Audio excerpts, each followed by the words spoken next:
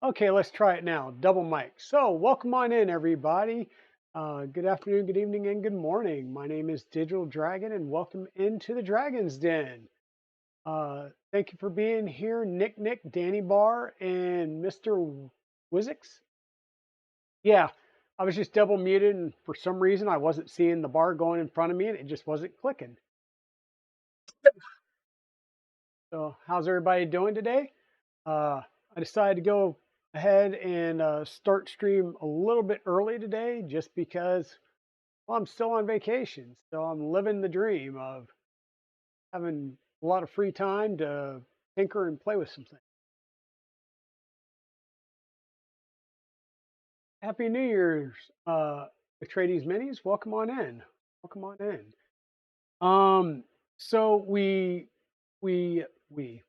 I did a few things after the last stream just to tidy some stuff up. One of those being fully wired in the heated bed. And I was doing some playing around a little bit earlier before the stream today just to make sure that all of the macros and everything worked. So when I said start a print, it actually started a print. I had to go and fix a few things in the macros that just weren't behaving well. So I think I've got all that squared away because I did get plastic coming out the nozzle. Yay. Um, Still going to need to work on getting the first layer set up just right. But let me go ahead and switch camera views and I'll bring you guys in and show you what we're looking at here as far as the wiring job goes. So let me switch the view here. As you can see, we do have our nice 7.9-inch wave share going. This is the back of the printer, so I installed the backpack on the true back of the printer.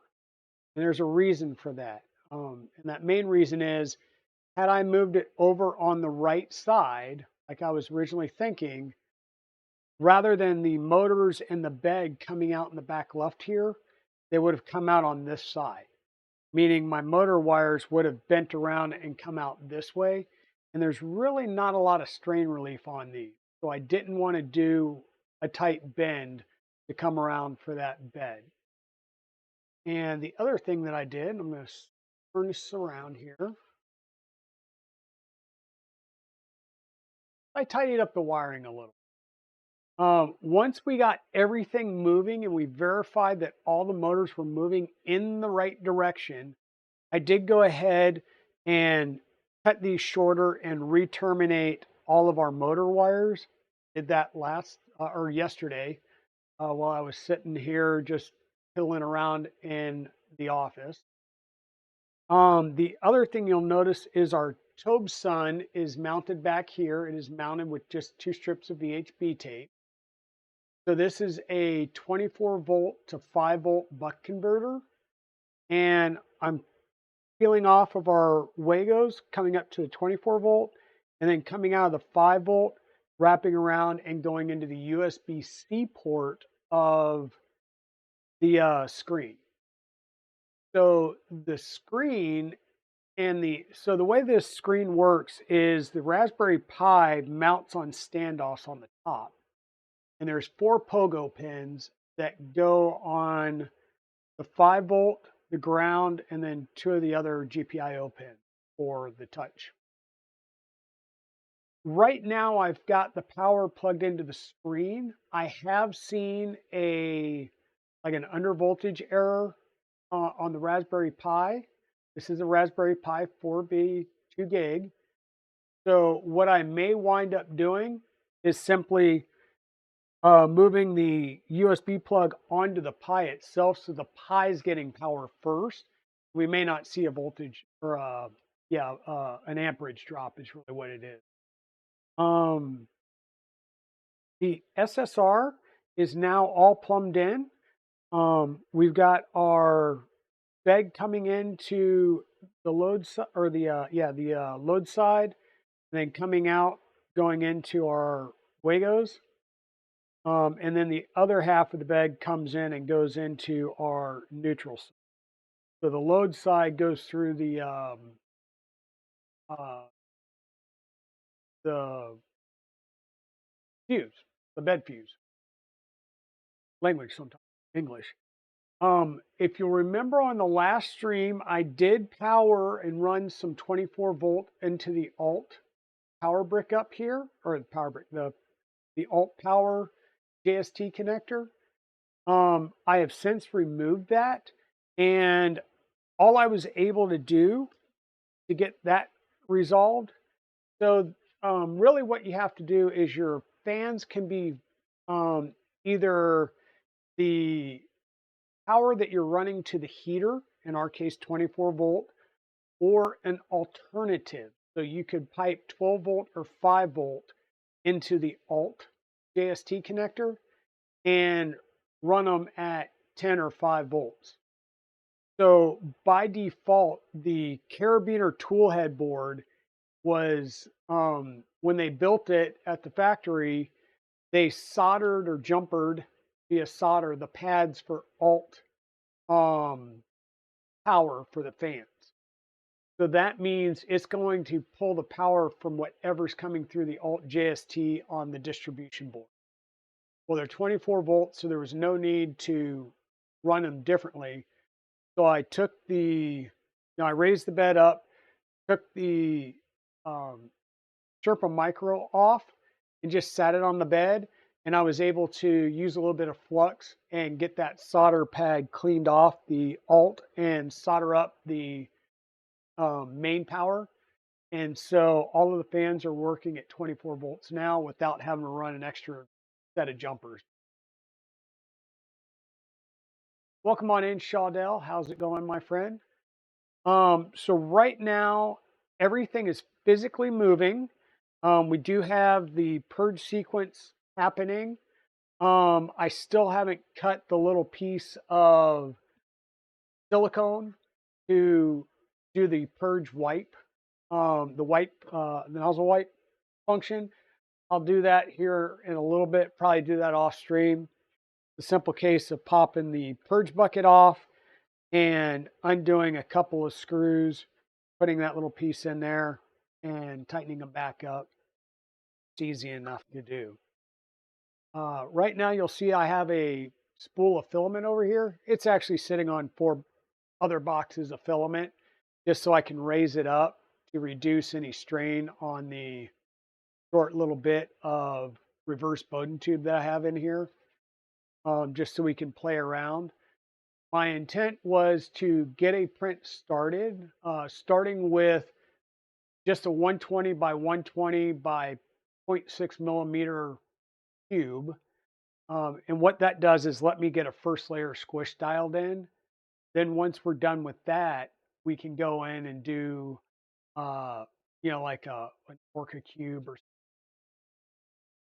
Um, Now I'm using the beacon probe, and for giggles last night as I was sitting on Record Justin's stream, and I was showing this off on his stream. He made a suggestion of, well, hey, can you set the bed mesh up to 100 by 100 and let's just see what it looks like? It was pretty interesting, and I think I saved it. Um,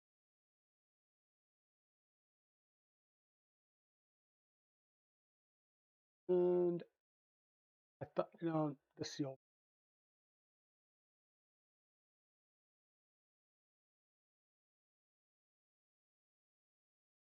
There we go.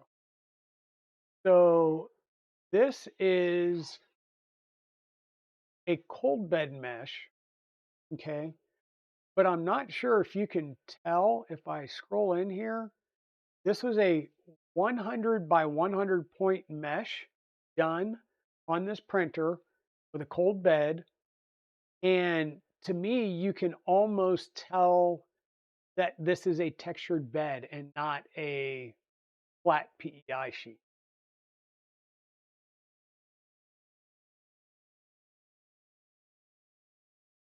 Oops. Hey, Mod Light, welcome on in. Shadow, welcome on in. Atreides Minis, what do I do about messy underneath prints?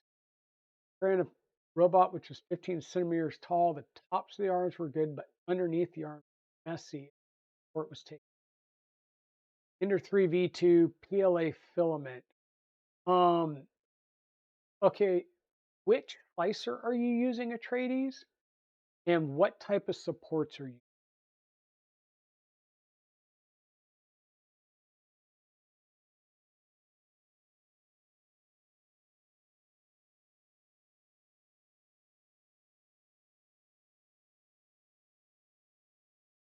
Yeah, like I said, I just thought this was really interesting. You can almost tell how it's picking up the bed texture with all the little divots in it.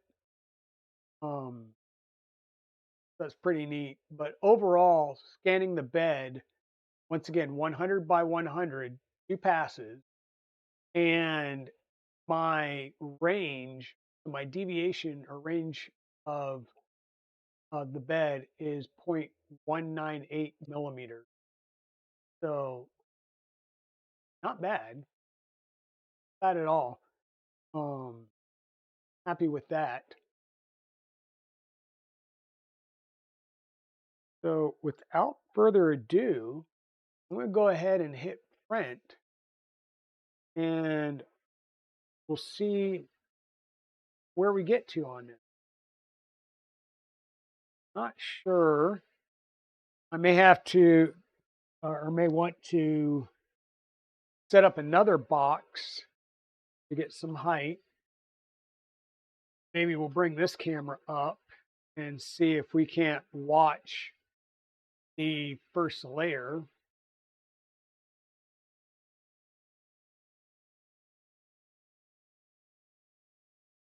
That's a little.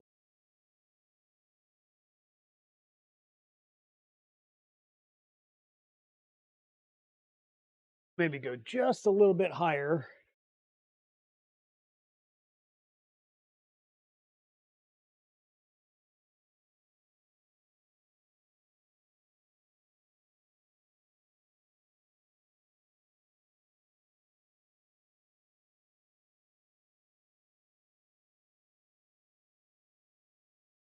There we go. You're using Cura Slicer with generate support, touching build plate, support overhang angle 50. Okay, I'm gonna reach out to the crowd. I haven't used Cura Slicer in quite a long while. Um, and you're using an ender. Atreides Minis, um, Chuck Hollybuck, otherwise known as Chep, on YouTube. He is a ender whisperer, and he does all his stuff in Cura. Zombie, you may know as well, potentially, some tricks for how to get better overhangs and where you have supports on Cura. Hey, Poity, thank you for the subscribe. And Monlight, thanks for shouting out Zombie Hedgehog. So what I normally do, I'm using Orca Slicer, Atreides, and what I use is, so it's Chuck Hullybuck, aka Chep. CHEP is his channel. And he is literally the well, you've got your overhang set to 50, and you're using generate support, touching build plate, and your angle is set to 50. So that means it will, when you set your overhang angle to 50, that means any angle over 50 degrees will be supported. So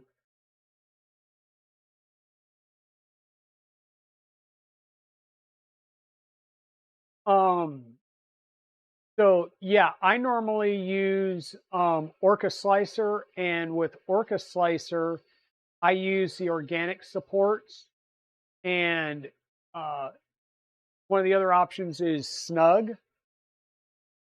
But yeah, the supports on an ender is normally some of the limiting factor there is your cooling and how well a Ender tool head cools, period. But yeah, I tend to use organic supports, keep them snug. I go from the bed as you have it, and for the most part, I think my ABS prints, I get better support breakaway than I do on my PLA prints. But yeah, your PLA should be good. But I'm gonna, like I said, I'm gonna have to ask out to the crowd on people that use Cura, because I haven't used Cura in probably 3 years. So, but I do know that Chuck Hollabuck talks Cura in his sleep and is the Ender Whisperer. So he's going to be your best bet. And Monlight just put it out there.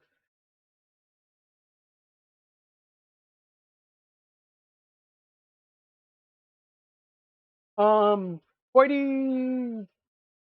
whatever was in the beacon defaults. I'm going to take a quick look. So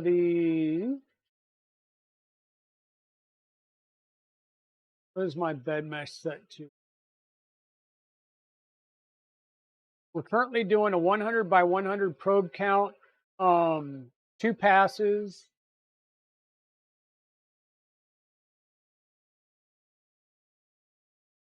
Speed is set to 200.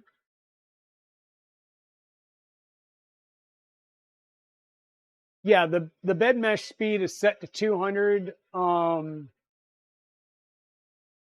The probe count, I switched it from 5 by 5 to 100 by 100, and it should be doing 2 passes.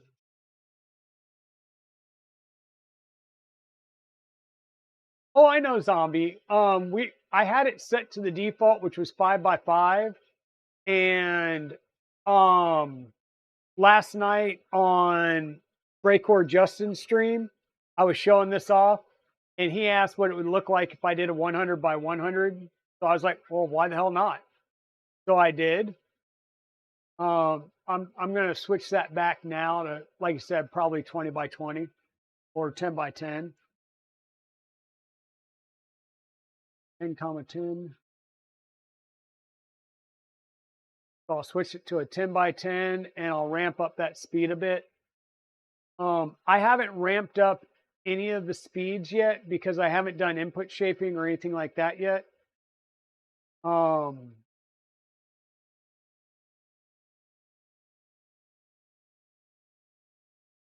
Exactly. It's still going to make, well, it'll take more passes, but yeah, I will show you so here is the heat map from that run with a 100 by 100 and a 60 bed on a textured build plate, but you can see grid lines in it, and the texture. Like, that's the cool thing, is it sort of picks up on the texture.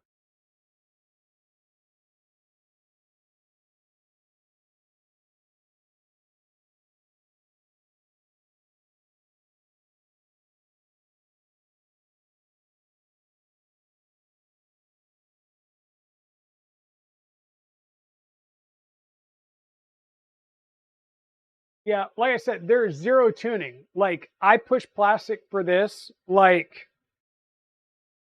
30 minutes before stream. And yeah. So the very first print, you change the scene. So the very first print was coming out like this. So it was obviously too close. So I started raising it up and stopped it because I realized I wasn't going to get rid of the full waviness. And it's definitely, I'm pulling on it. So this is definitely stuck. So it was definitely too far down.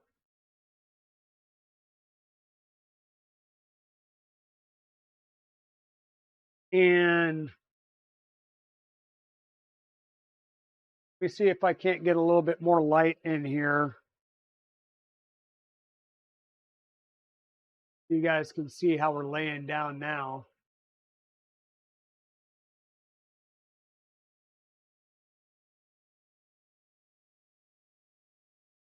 So it's laying down a lot nicer. I am getting some of those marks still. But like I said, I haven't dialed in extrusion or anything. All I've done is E-steps. So that's it. We haven't done extrusion multiplier or anything like that. I'm just pushing plastic through a brand new Rapido 2 hot end.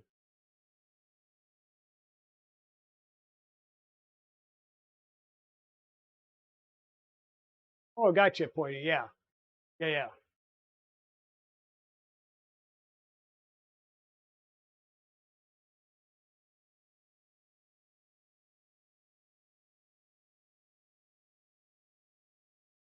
And like I said, at this point, I'm just working on raising it up a little bit by a little bit because I think I'm just too far down.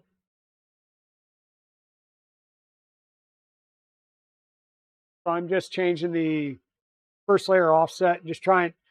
That's what I do is a 120 by 120 cube that's 2 or 3 layers because it goes quick, it gets most of the bed, and you have a chance to figure out your first layer. Like if you just do a standard cube, you can't really make any adjustments before you're into second or third layer. Okay, and let me try and get you guys in here a little bit different angle so you can see. So we still had a little bit of that waviness going. And now it's almost completely gone after I raised it up just a tad bit more. So I think we're going to be good there.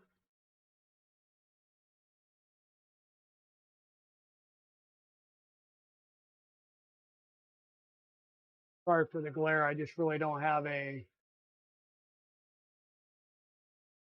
good camera angle here to go with.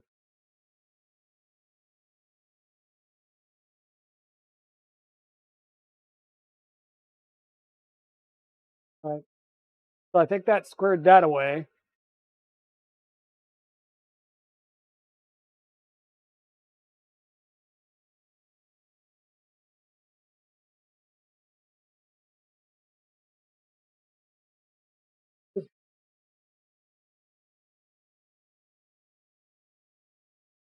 Flip the build plate to the left or right and repeat.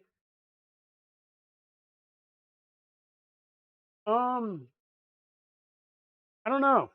I don't know if it's an issue with the cross gantry. This is the first time I've done a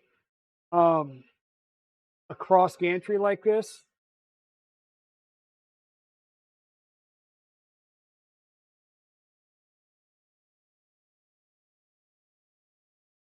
Okay, Poity.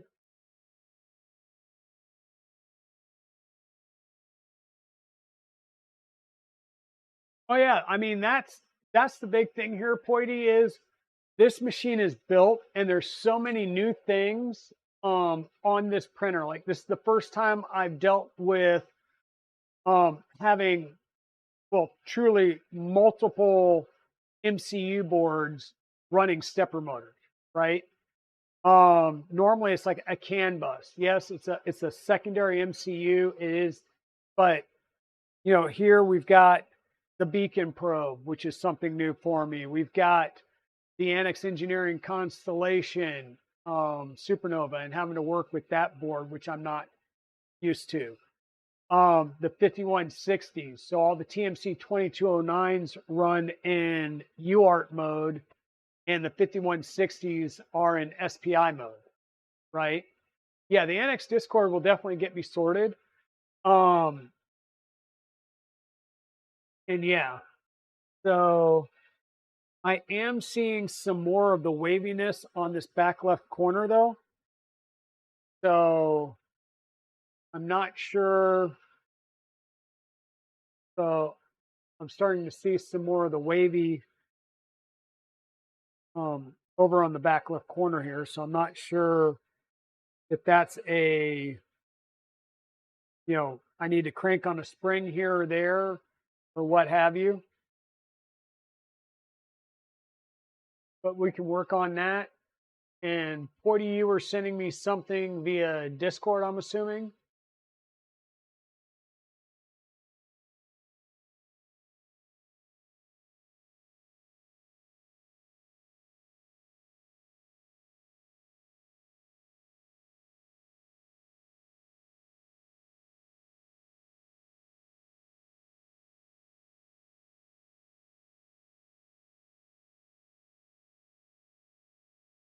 Um, yeah, it went together pretty quick, Zombie. No, I was working on this twice a week. And as we started getting to the wiring, I was starting to do some things off stream. Like I said, I did a lot of wiring, tidying up yesterday on stream. Um, the other thing that I will say, you may notice two screws over here.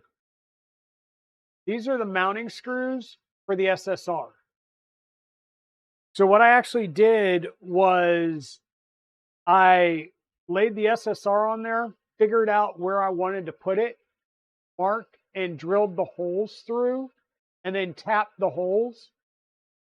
So and then what I on the back of the SSR, I put some thermal paste. So the SSR is mounted directly to the back plate and grounded to the back plate. So this whole printer should be grounded now because of that. And it's that back panel acts as a whatchamacallit, a heat sink for the SSR. So let me see.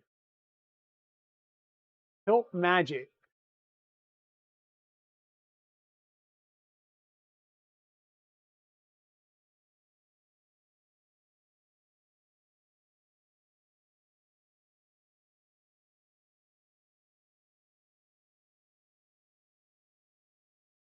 Okay, Monlight. I'll look for your DM. Thanks for hanging out. Have a good night and be safe. Use that macro and adjust the tolerance lower. Use that instead of Z tilt. So why would I use quad gantry level on a triple belted Z? I guess just try and walk me through that, Poity, as to why I do that.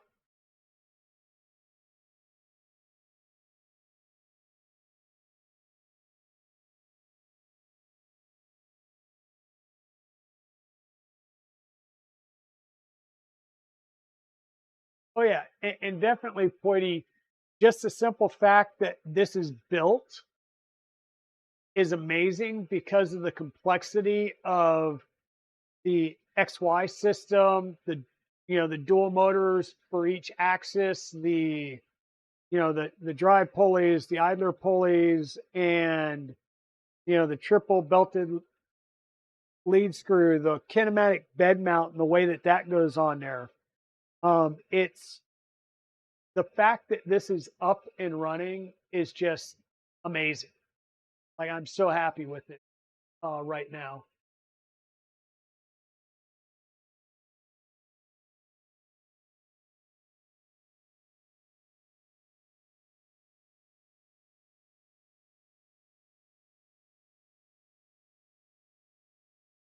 I will grab this macro though and add it into my macros file. That I'm not 100% sure why or what it does, but we'll go with it.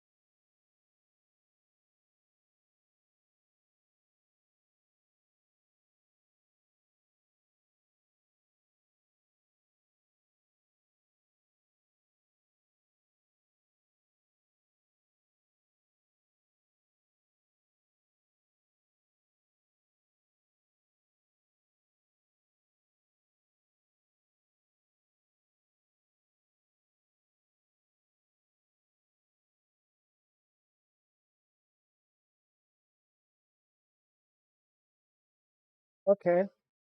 Yeah, so I have my Z-tilt tolerance set to 0.005. So I'm already kind of pushing my tolerance like way down anyhow, but I'll run yours and see what it does.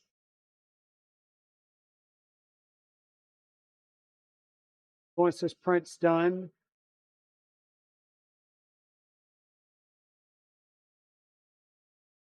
we'll peel this off and we'll try the uh, magic you were just talking about.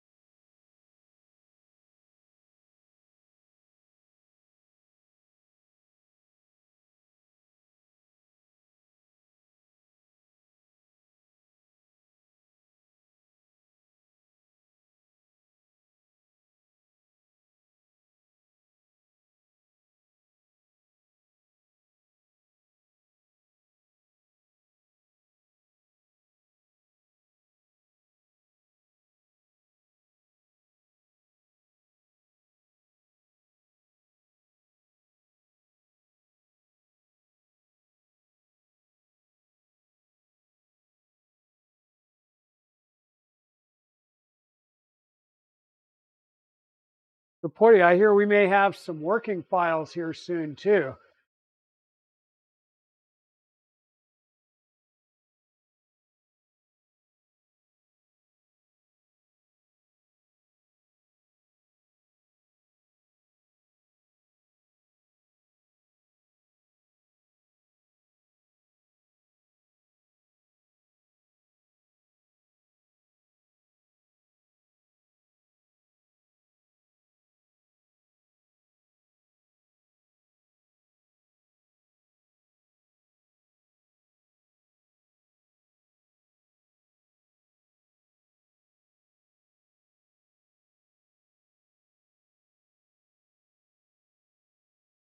Need a 10 by 14 by 3.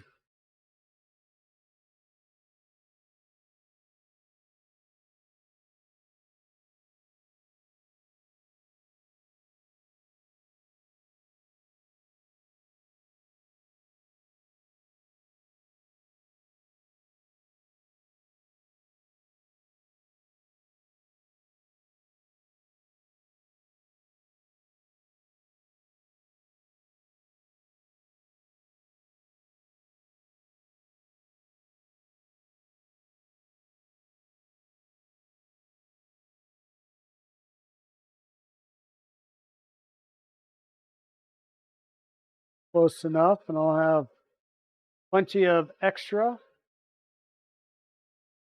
Do some wipers down the road.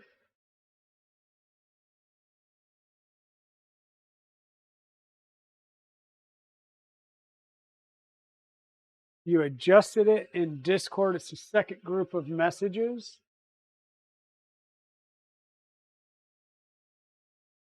Okay.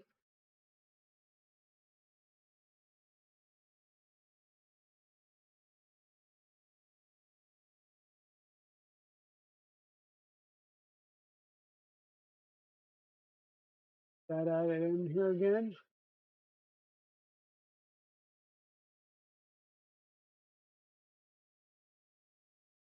And I'm assuming I can just call that from a command line.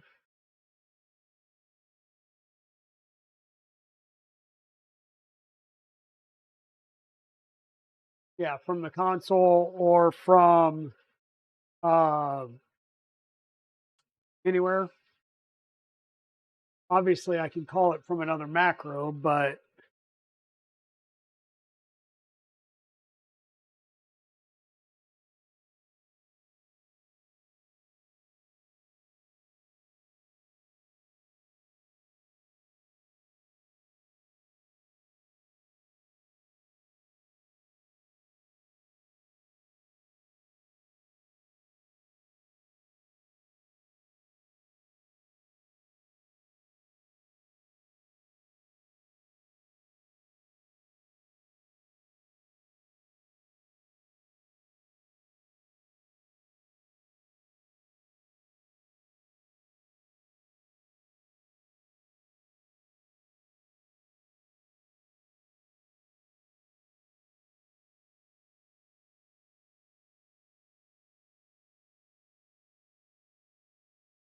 sorry, I'm just trying to put my little wiper piece.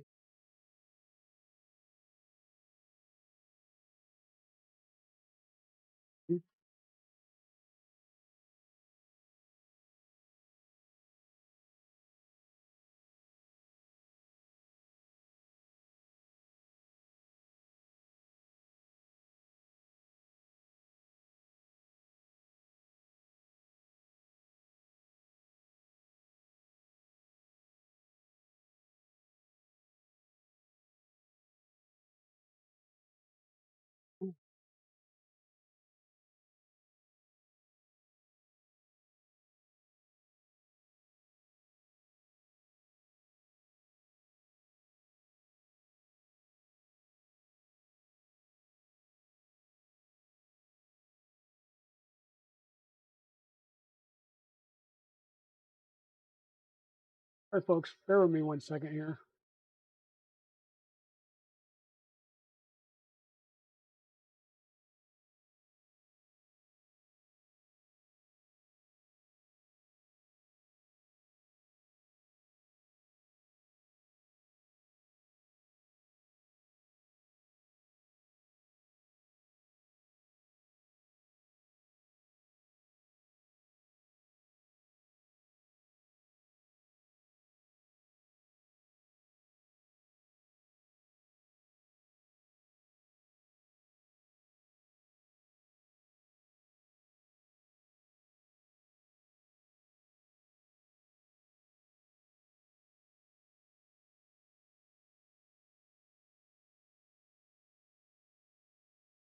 Okay, so you built a redoubt. Okay.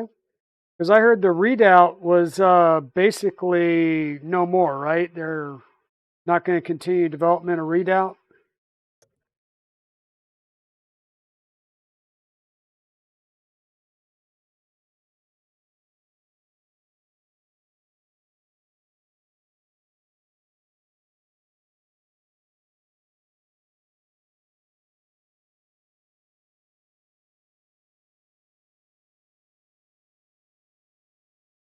To run that instead of Z tilt to jump. Okay.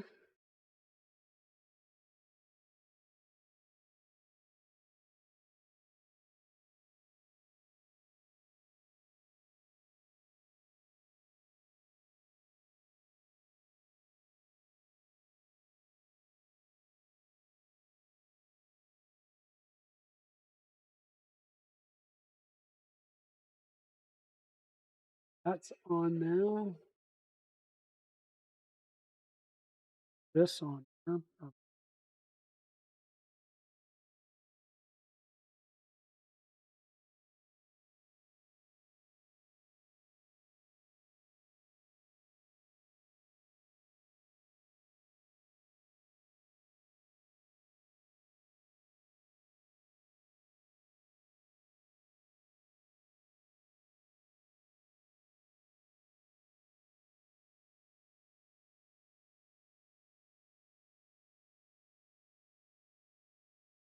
So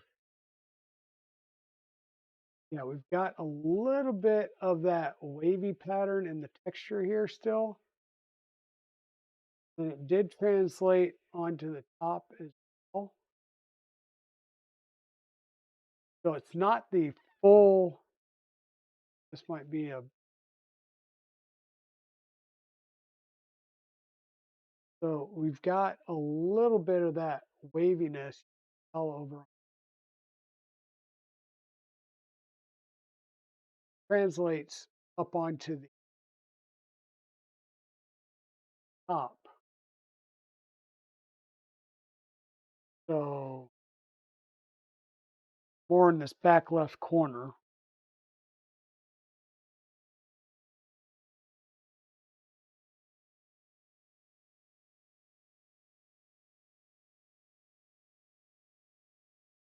Okay, folks, give me 1 second.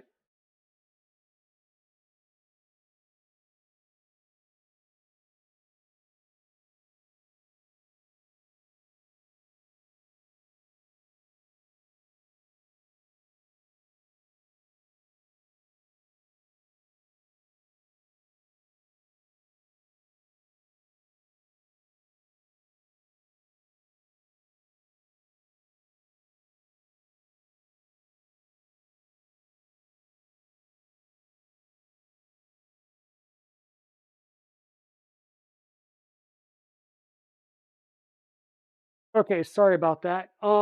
Before you get going, you can try to move the cross rails and see if you have any wiggle. Um, I mean,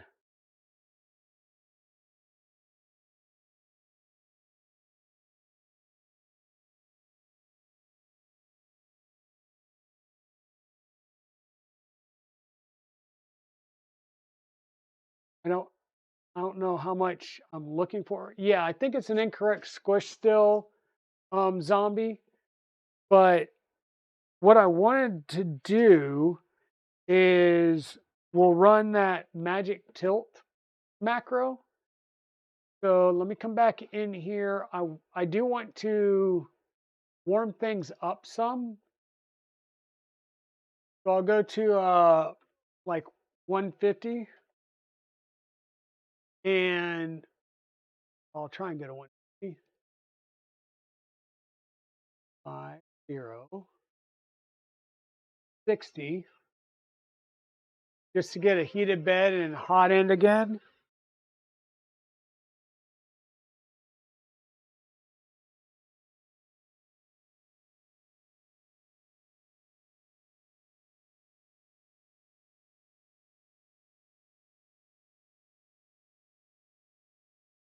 But this is this is exactly what I expected to do today and have to do today.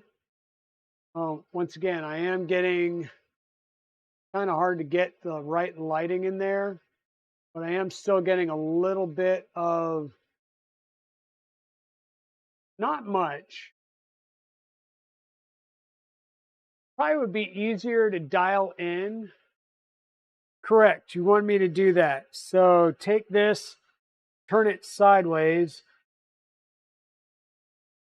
and we want to see if the long diamonds shift with the plate.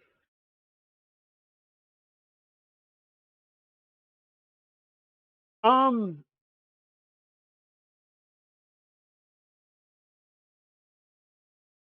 there's a little bit of play. Let me switch this camera back on. So there's a little bit of play.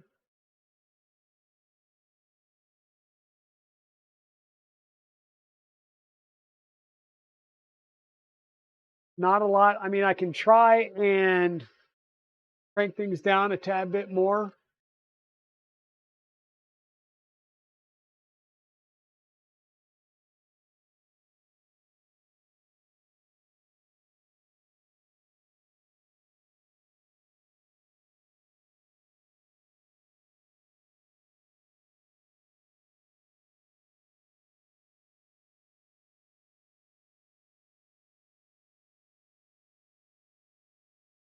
Um,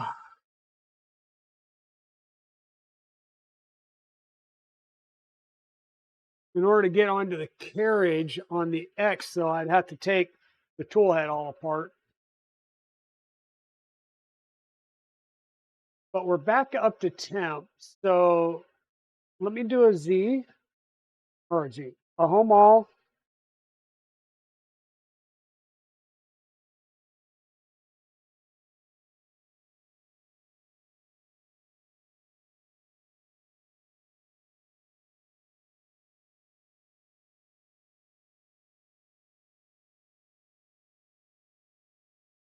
Um, oh, and crap.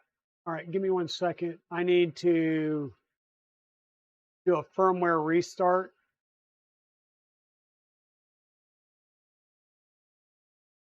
I forgot about that because I added that macro in. It's not going to read it if I don't do a firmware restart.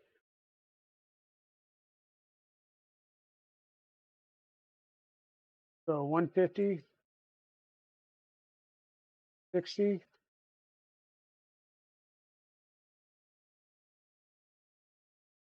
I don't want to increase the Excel and bed mesh speed just yet because it may impact what we see when we do the bed mesh.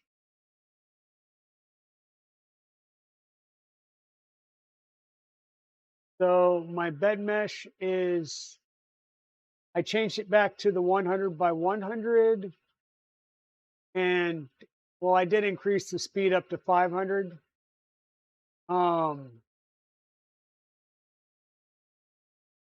With the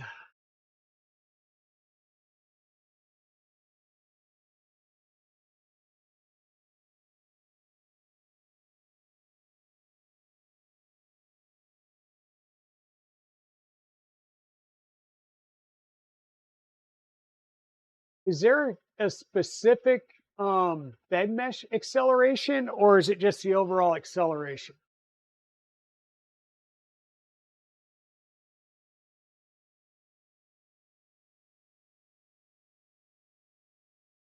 Okay, gotcha, Poity. So we're trying to basically see and recreate if our bed mesh follows. The Z-tilt probably not going to be, Z-tilt won't matter for this. So we've done a, we're going to do a home.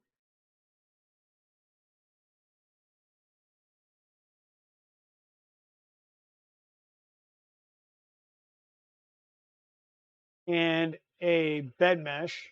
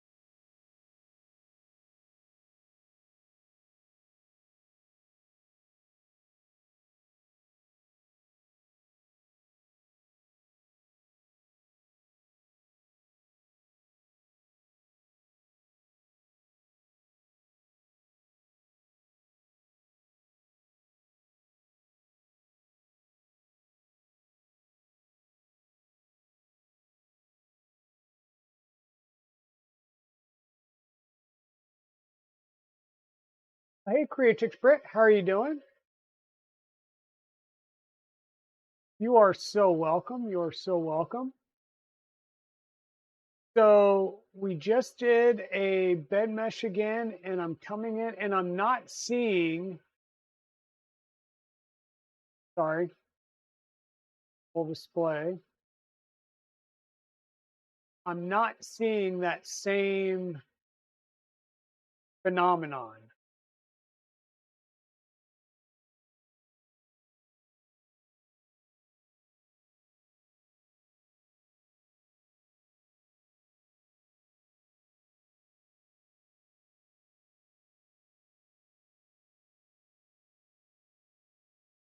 So I'm not sure. Wait, maybe that was just like an apparition or something. I don't know.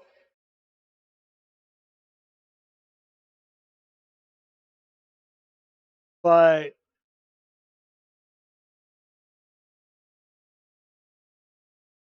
yeah, I don't know.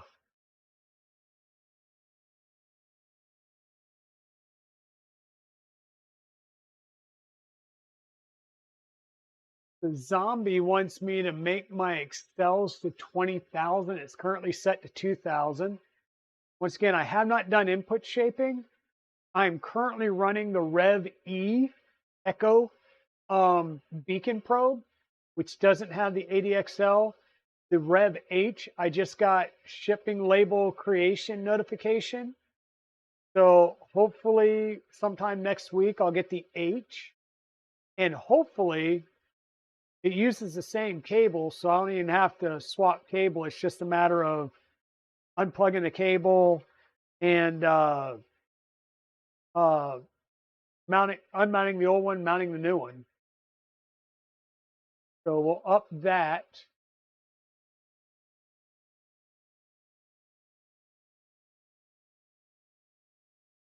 So for now, we do want to test the magic tilt. Yeah, it could have been. I was able to tighten.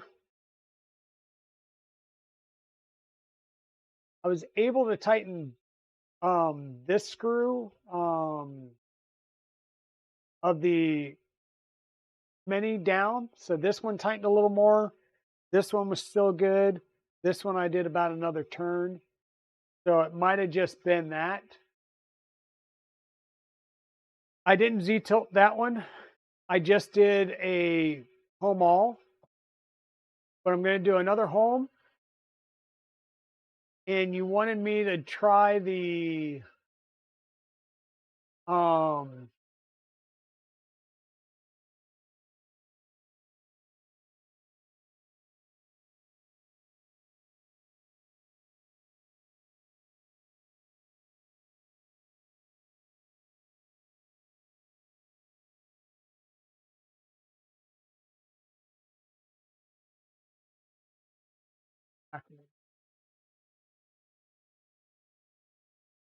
and you wanted me to do the magic tilt.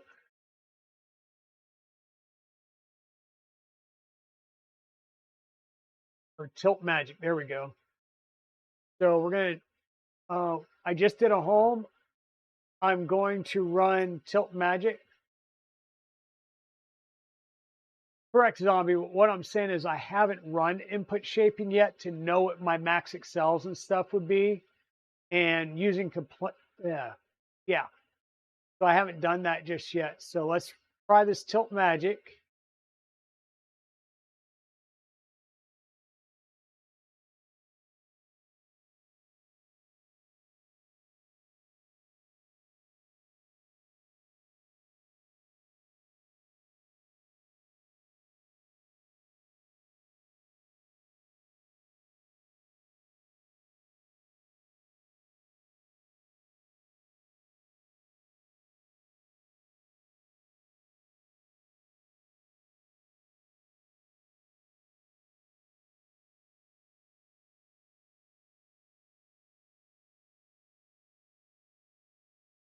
Okay, the tolerance, like I said, my bed mesh detail, what have you, is set to 0.005. and this just hit 0.00322. So full screen. So there we go.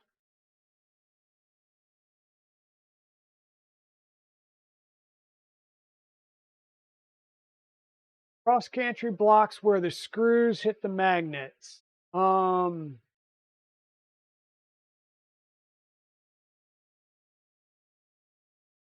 oh,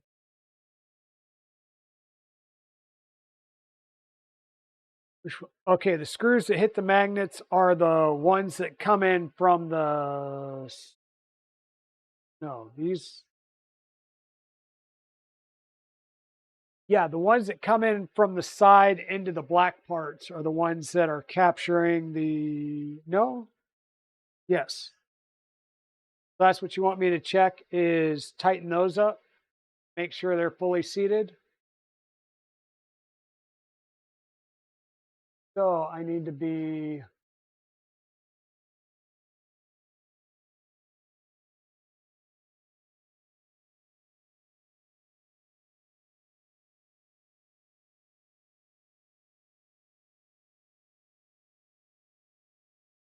okay, so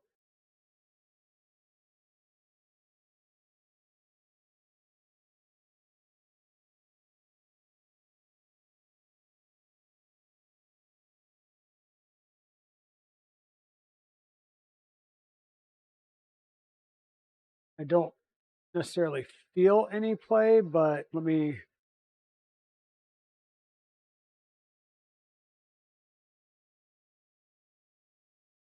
make sure that they are at least snugged up.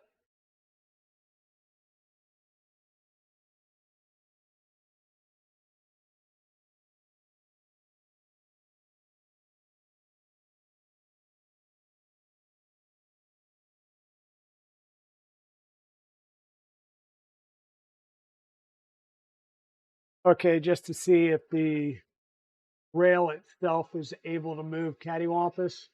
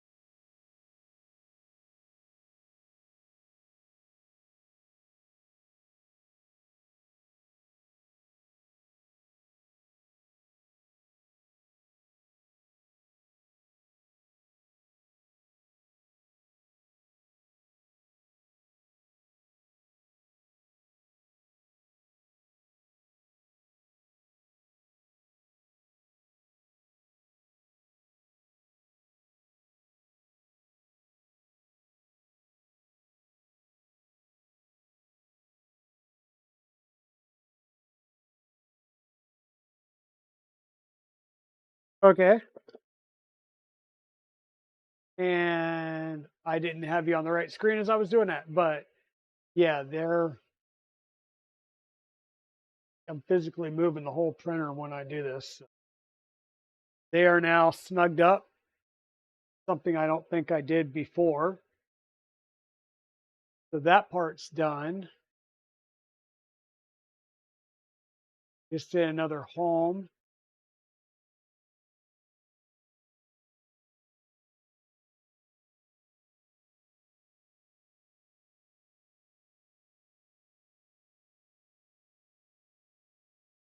Okay, yeah, that makes sense.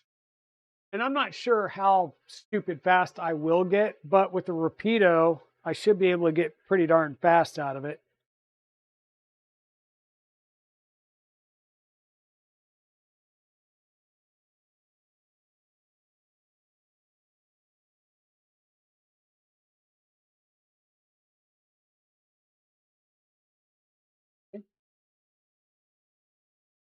So I wonder on your okay, so we tightened up those rails.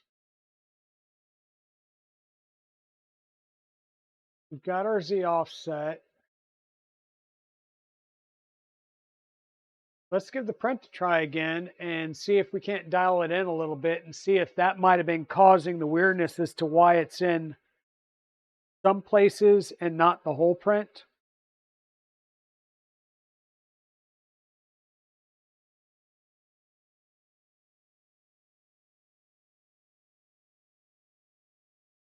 That's weird.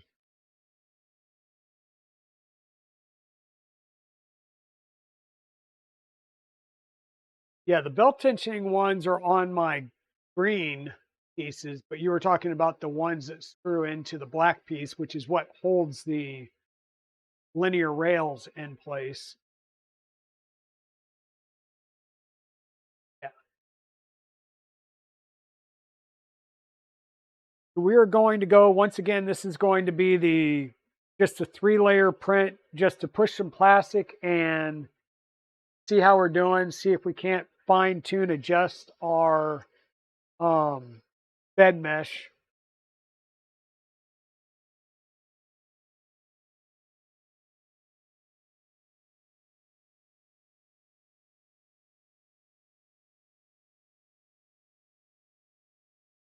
But yeah, I'm just happy that we're pushing plastic, actually. And eventually I wanted to start working on putting together the top hat. I got a lot of the pieces laid out for the top hat because we're going to have to do a lot of heat set inserts.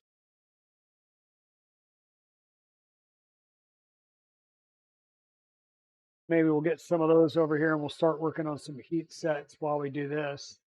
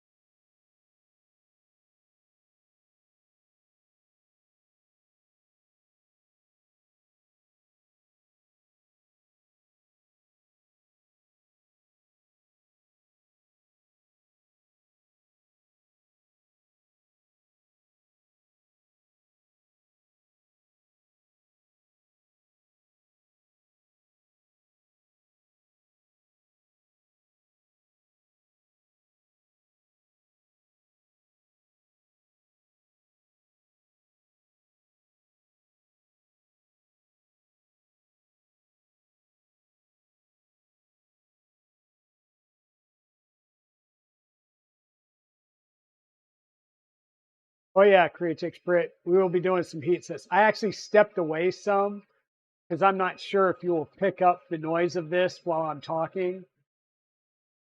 But this is the bed mesh is meshing at 500 with 20,000 excels.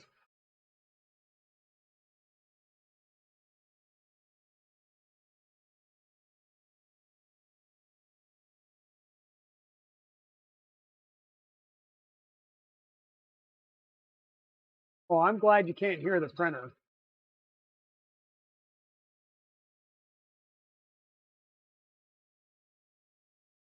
Okay, so our height map, we'll go over here. Range is 1.63. It still looks like the front edge of the bed is dipping down some. But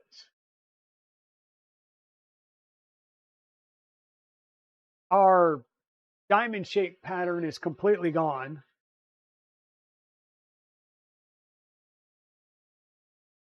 It's wavy because it's the textured bed. My frame is twisted.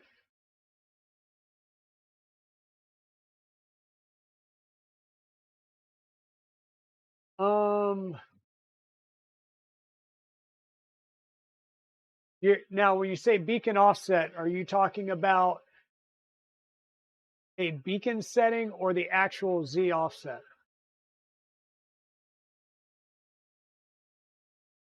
The beacon offset is -20 on the X, 0 on the Y. That's a gantry frame twist, which happens with the 3-point detail. So are you talking the twist of the actual bed frame itself, not the actual printer frame?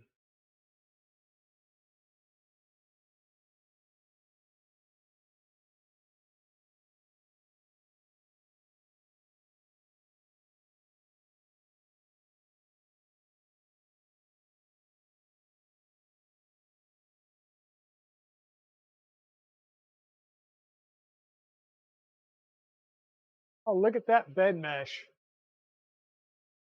Chugga, chugga, chugga, chugga, choo, choo.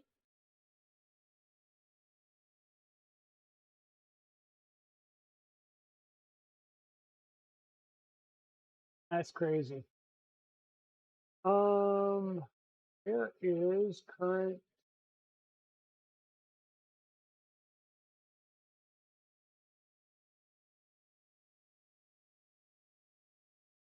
Yeah, current Z probe offset is 0.06.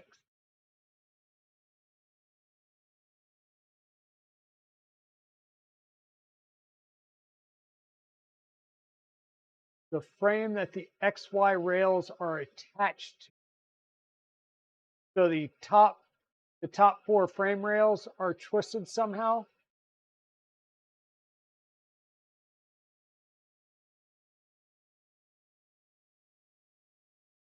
All right, sounds good, turtle crawler.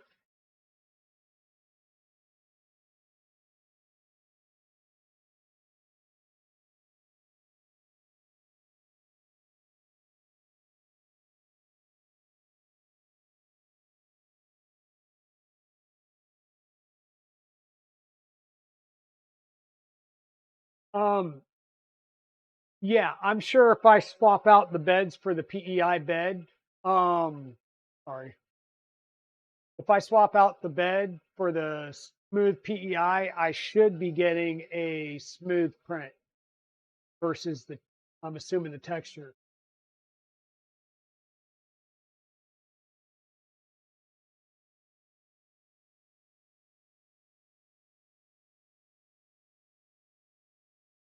Okay.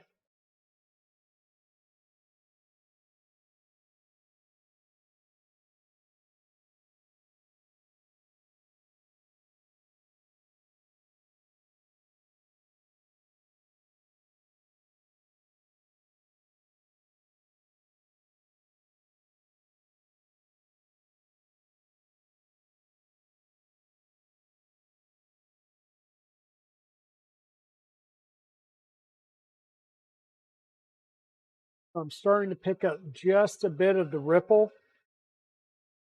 So I raised the bed 0.01 just to see if that will clear it out some. Again, a little hard to see with the angle.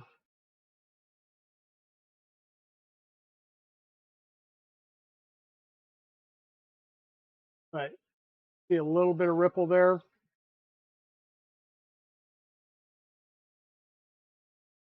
And since I raised it up,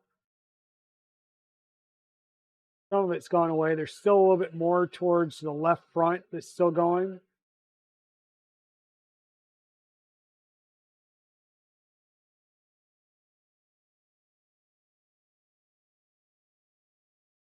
always a little interesting trying to dial in a a textured bed for first layer,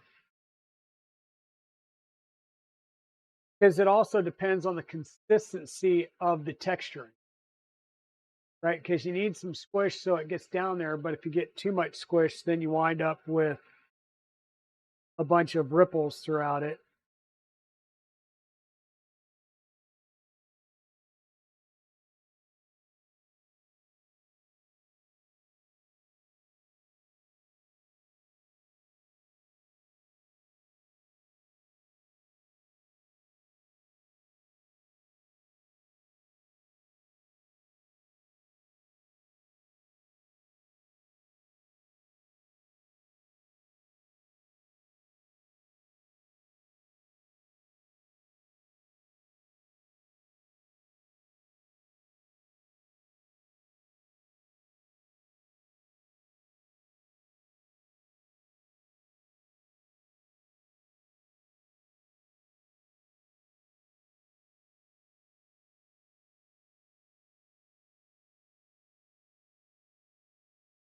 Yeah, well, and that's the way I tend to do it is I do it with the paper cold, and then when you go with hot, you get to work on it.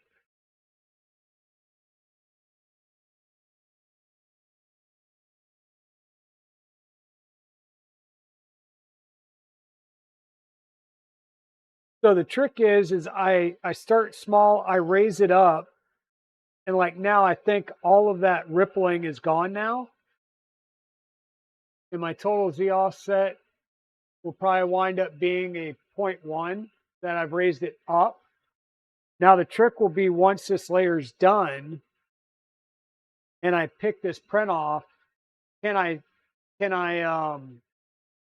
pull the layers apart? Because um, if I can pull the plastic apart at the layers, then I'm too high then, and I got to go back down.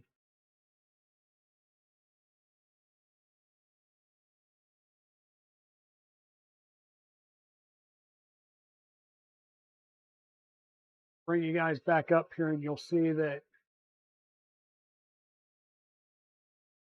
all of that rippling is now gone away.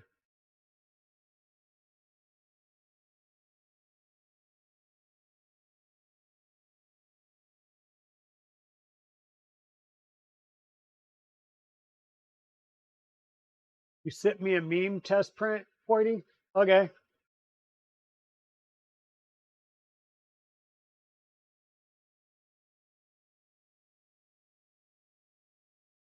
Yeah, I think we're doing good there now.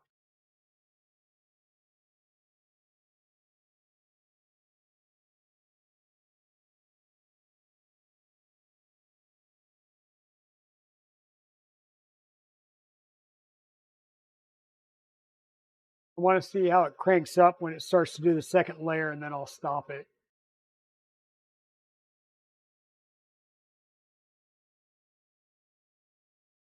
Just because I normally don't crank my Excels up this fast.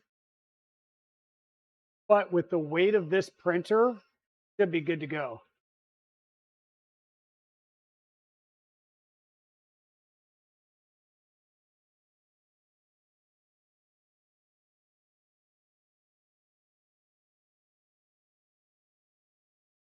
Could be turtle. And once again, the H model is more tolerant.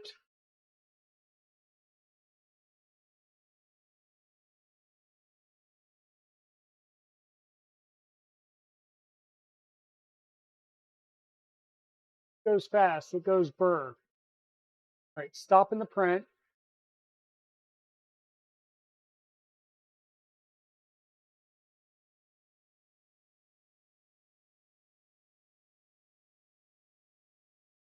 And I'm assuming you sent that macro via Discord again, so I need to pull it up over on my Mac versus Windows.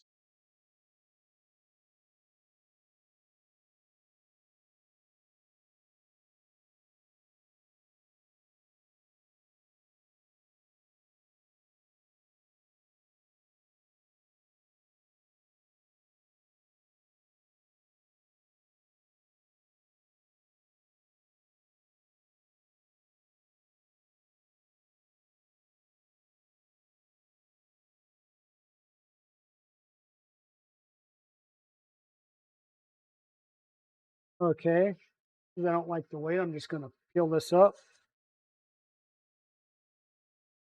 And once again, our first layer, we had a little bit of, whatchamacallit, we were getting a little bit of a ripple over here, so we raised it up a little bit more.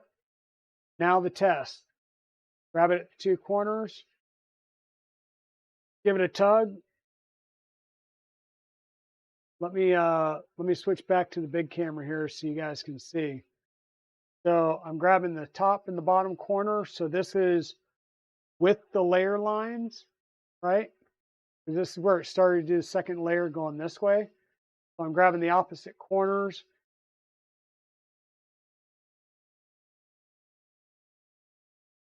So that's good right there. So I think we finally found our pretty close to our right Z height. So definitely a lot better than the waviness we were still getting here. So I knew that's what we needed to do, is just keep working on the Z height. Now let me save that config so we can save that Z height.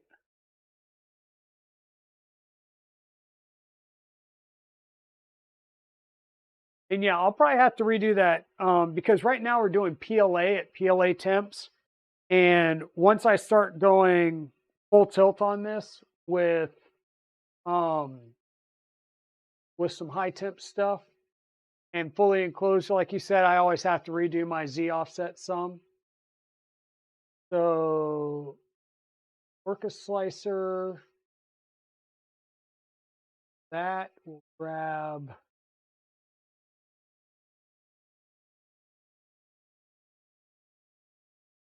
this Annex snail. Oh, the Turbo Snail. Gotcha.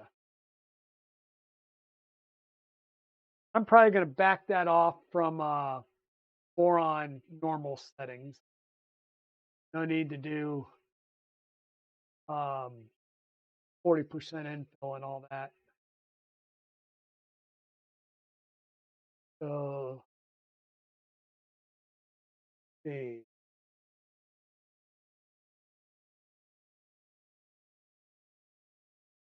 Strength, 3 walls, 3 top, 3 bottom.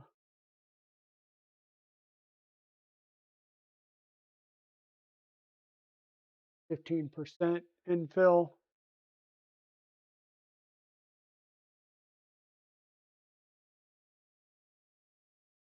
Speed, we'll leave the speeds where they're at for right now, but I will increase it as we're printing.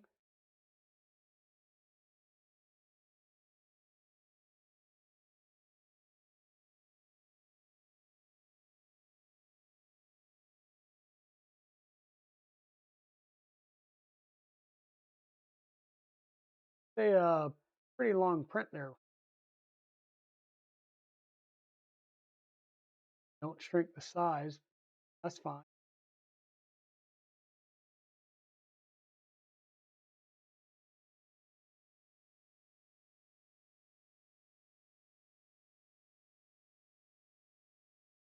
Hey, Hybrid Robotics, how you doing?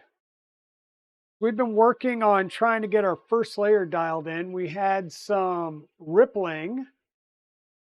This is a 3-layer print, but this is rippling that worked its way up and through. So this is the next print that we did after doing some tweaking. We had a little bit of rippling. It was printing kind of this way. So we got rid of the rippling up here by raising the Z offset some, stopped it as it started to do the second print, and then did the pull test, and none of those layer lines are pulling apart. So that is 1 layer. I call that good. So now I just got sent a Turbo Snail, and we're going to try and get a Turbo Snail going. And while that starts, once again, we're printing in PLA. Hey, Numeric, how's it going? Welcome on in. Oh, and Britt, yeah, I need to send you a DM via Discord. So can't remember.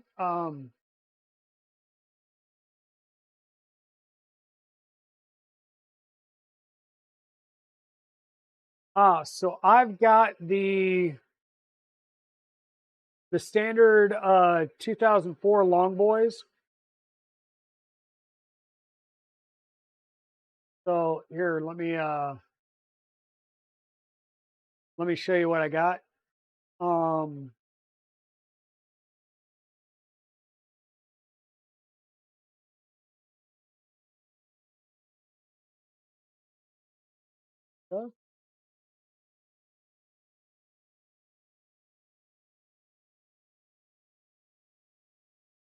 So this is a standard Fabrico kit 2004 0.9s. Hey, Dutch dude, how's it going?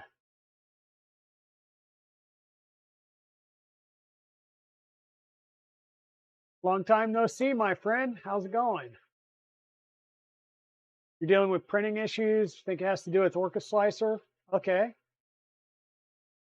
Yeah, so this is a oh, still doing basic Z tilt. I forgot to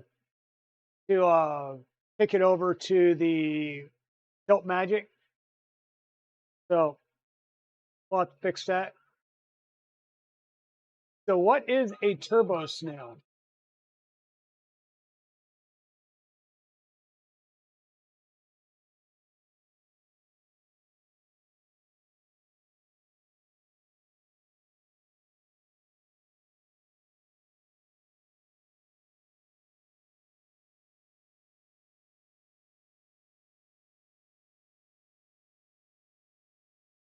So hybrid robotics, the Turbo Snail is basically, it's using a turbocharger as a snail shell. Right now, this is my beacon doing a bed mesh at 100 by 100, 20,000 acceleration, and 500 millimeters a second. But the Turbo Snail, let me bring you around here.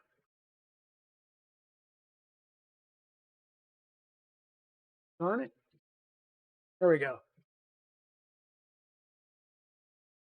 So this is the Turbo Snail.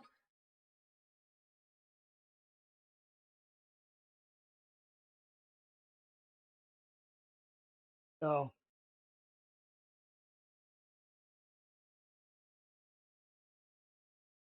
oops, sorry about that. And look at that beautiful wave share display.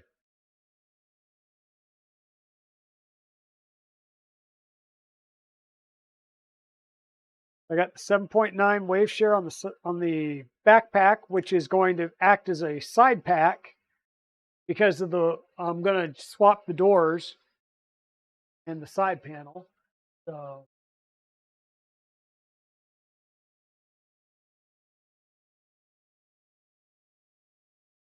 this is an Annex Engineering K3. So let me come out here. So this is a 180 by 180 build platform. 180 millimeter cube basically is the build volume. We have X1, X, X1, Y, Y1 for the motors. So my 4 gantry motors are running 2 motors for the Y-axis. So my belt path is literally this for each motor. Okay. So this actually runs as a Cartesian printer, but you're using dual motors for each of the X and the Y gantries, so you can go really stupid fast.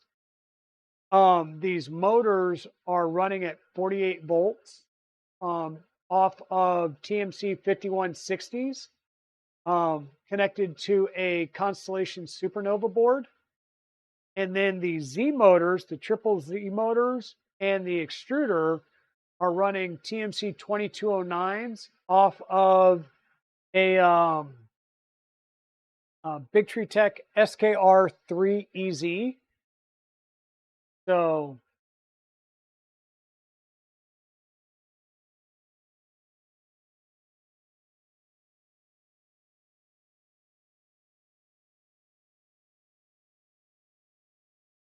yeah, so that screen in the grand scheme of things just looks massive. It is a DSI display. There's 2 types of the wave shares. There's a HDMI and there is a DSI. I am using the DSI display. So while this starts printing, let me pop the Logitech camera back up again. And what I'll do is I'll pick that up and move it around and kind of show off the electronics bay. So this is our electronics bay. So starting at the bottom, we've got a UHP 248 volt power supply and a UHP 200 24-volt power supply. SSR, so mains powered bed. We've got the Bigtree Tech SKR3 EZ. This board is running the 3 TMC 2209s for the Z-axis and 1 for the extruder. All things to the tool head are coming up to a distribution board and a 16-pin umbilical that goes around. All of our X and Y motors are running on the Annex Engineering Constellation Supernova board.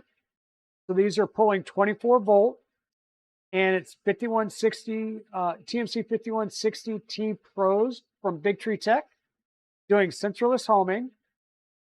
Our Raspberry Pi 4 using the DSI cable for our display, and the display is powered through the GPIO pins using a not sure if you can see them, but they're the pogo connectors. And I'm using a Sun. This is a 24 volt to 5 volt 10 amp buck converter that is powering the display and the Raspberry Pi through the USB-C. The boards are all communicating over USB, and the beacons over USB as well. That's kind of the layout and configuration of everything. Whoops, sorry there.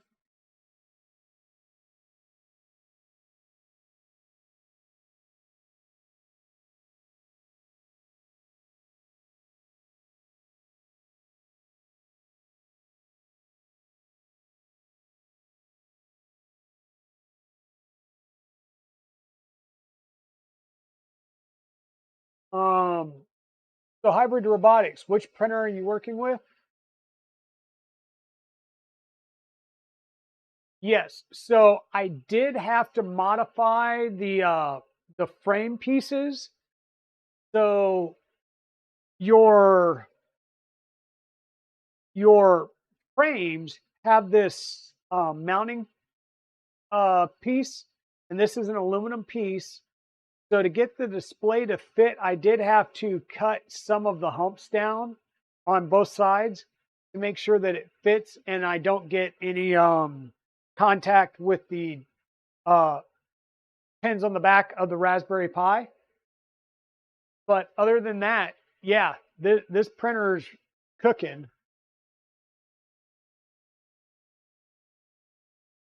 This printer is cooking.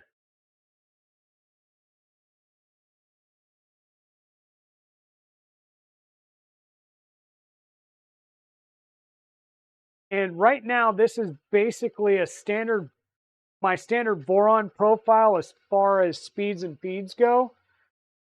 Except I've upped the acceleration to 20K. I have not done any input shaping on this printer yet because I don't have an input shaper module on the printer yet. However, the Beacon Model H that is being shipped and on its way right now does support and have an ADXL on the Beacon board.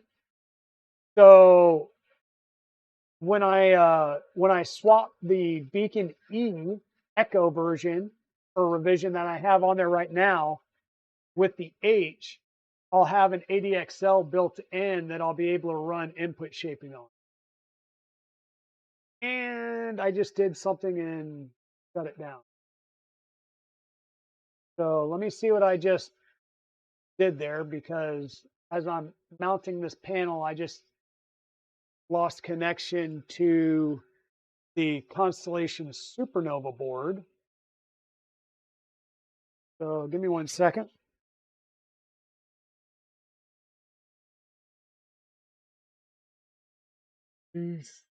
These aren't touching anything.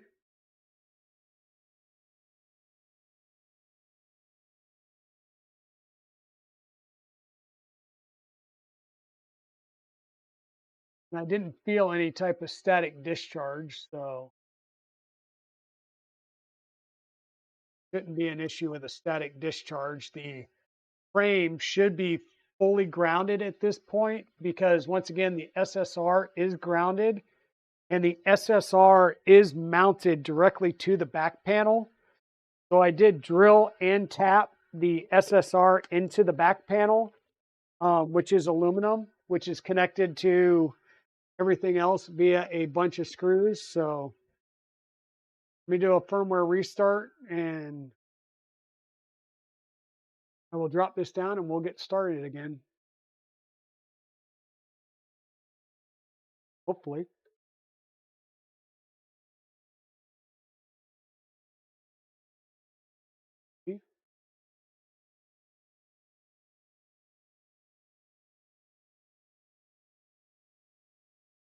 Full system reboot.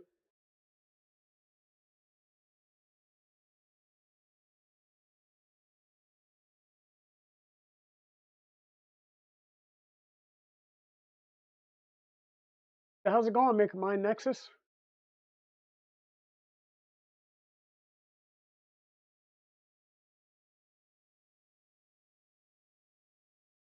Okay, Zombie, be safe, take it easy.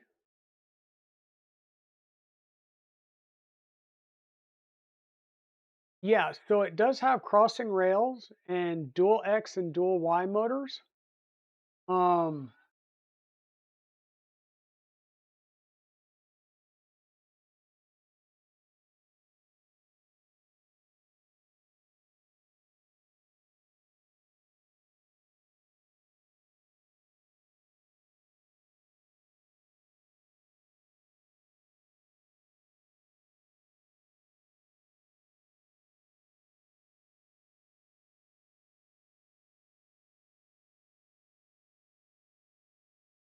I'm not sure. Did I say that this was quick?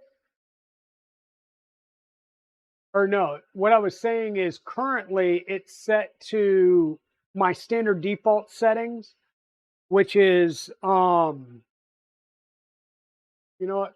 Let me fix this while we're here real fast. Is Tilt Magic or Magic Tilt? Tilt Magic.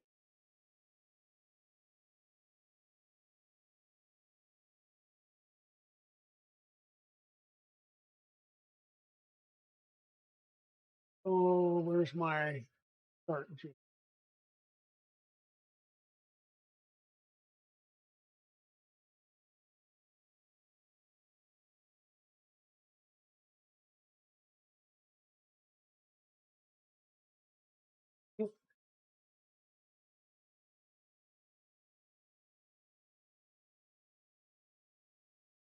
Magic.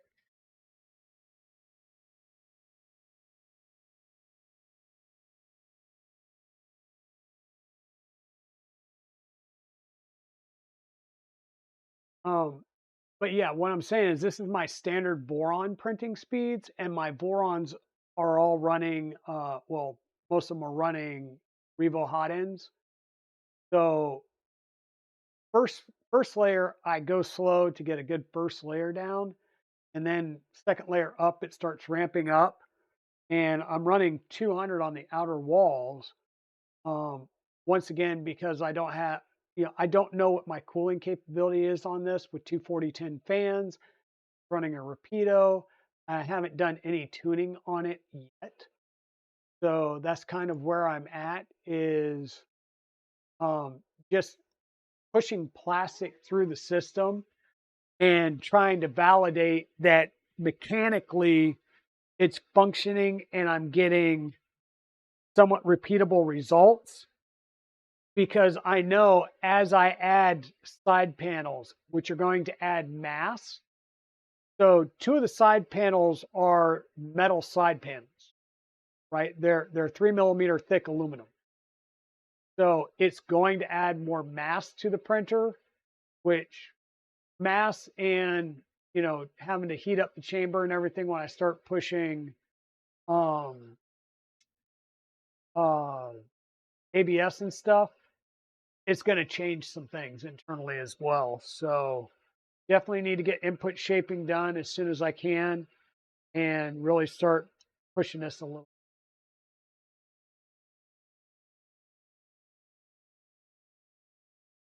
Yeah, that's what I spent some time yesterday before jumping on Justin's stream doing was cutting and recrimping all the motor cables to make them appropriate lengths.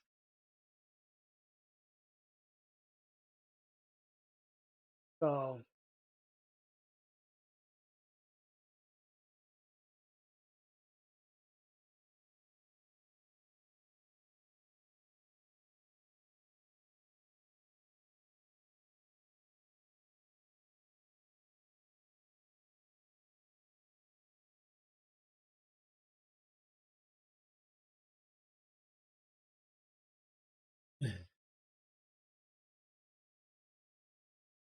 but yeah, this is going to be one of those printers, Poity, that Poity and Turtle Crawler, as I start playing around with it more, I'm going to start ramping some things up and getting some better speeds. Like I said, I don't know what the limits are on the Rapido 2 as far as flow and stuff like that goes. So that will be something that I'll start looking at and working on. So as we get this started, I'll come back over here. Whoops. Yes. Come back over here. We'll go into the browser view, which currently is on the right. Oops. There we go. So as this printer gets going,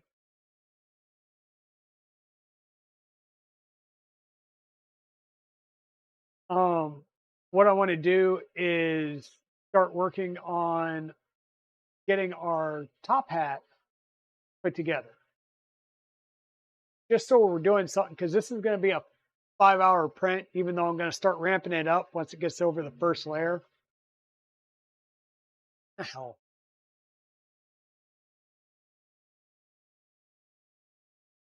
Once again, this is the bed mesh probing, and it's probing at 500 millimeters a second.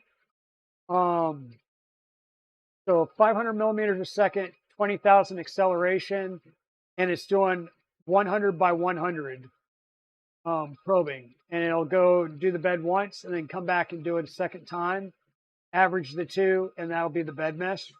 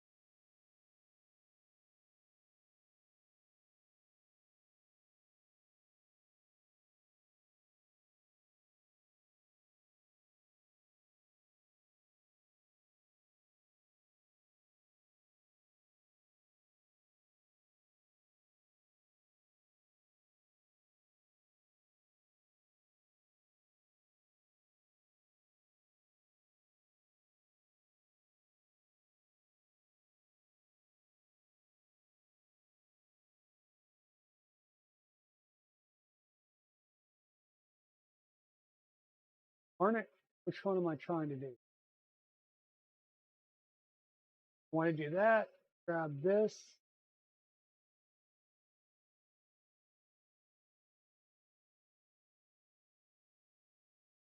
No, I'm getting confused. That goes there. That one's smaller. Bring it somewhere.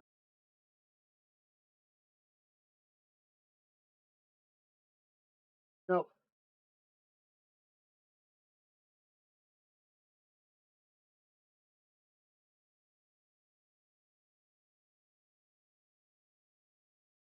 I'll work for it. Hey, Outer's Danger Den, how's it going? Welcome on in. Oh, you're doing some painting tonight, Britt? Are you're still working on the on your Predator cosplay, or are you working on something else?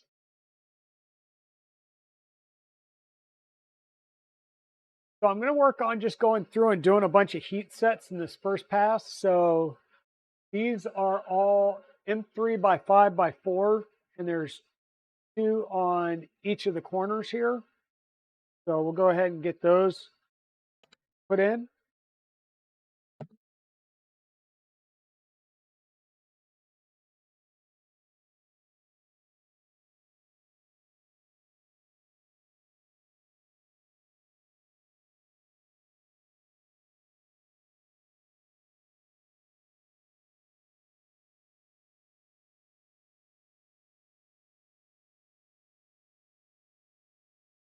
Unfortunately, with the way these are, I won't really be able to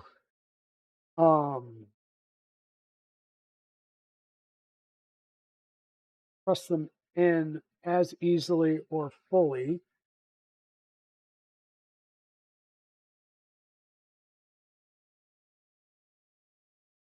Using the stealth press, because it's not a straight flat.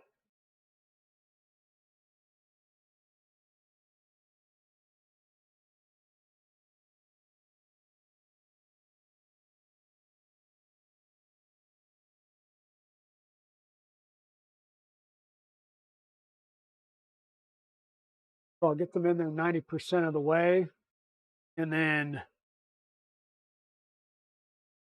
push them flush the rest of the way using the side of the workbench, which is all metal.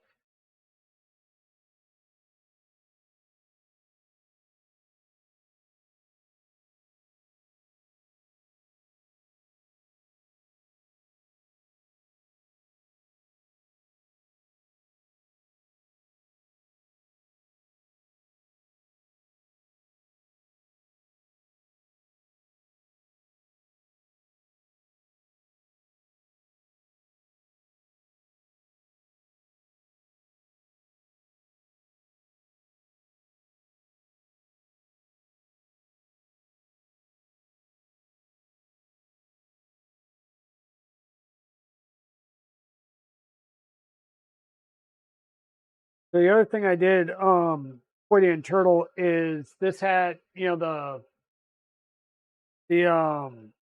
files provided on GitHub only have a super slicer profile.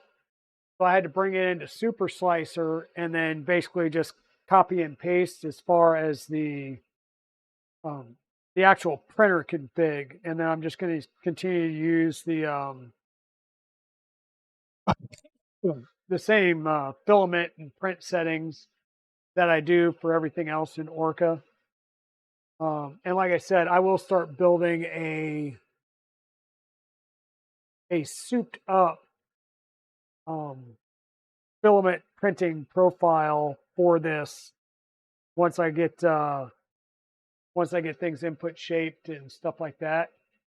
It can really start just go through and tune it, flow rates and stuff like that, and then just start really pushing it. So we may see this one on the bench for a little bit. That, and I've got to make a determination of which printer I want to start printing the parts for Black Belt out on once Chris sends us those files for you. So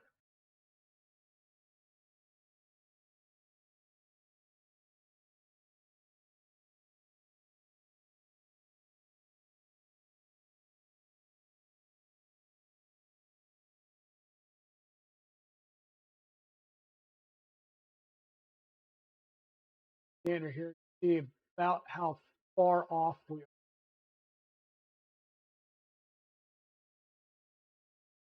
Maybe not so much. Oh no, yeah, we're way off. I've got a lot of lag in the stream again. So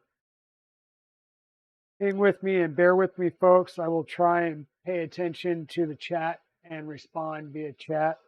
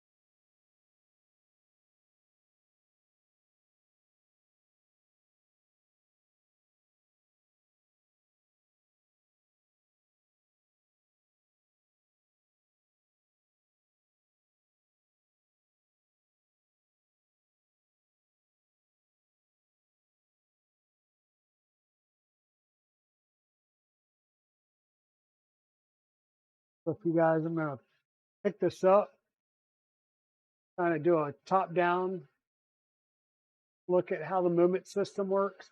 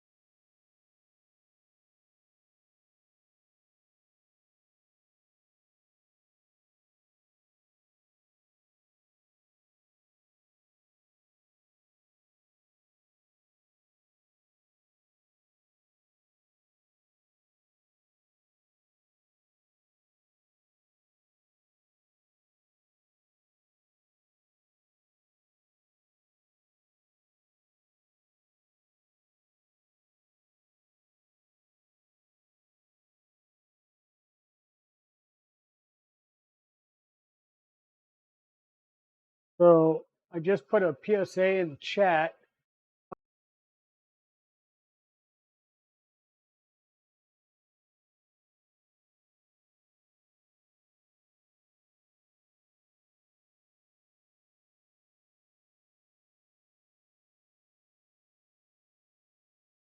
Okay, folks. For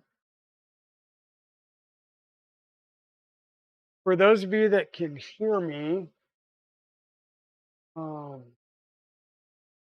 I did just try bouncing the stream, and I am getting even more drop frames. So I'm still not sure what is going on. So I may have to completely stop the stream, do a reboot of my internet equipment, and try and jump back on. So if you can give me like 10 minutes, I will drop the stream. You can hear me now? Okay. I am still seeing a large amount of drop packets. We'll see if it resolves itself here in another minute or two. If not, then I may go ahead and bounce the stream and bounce my internet.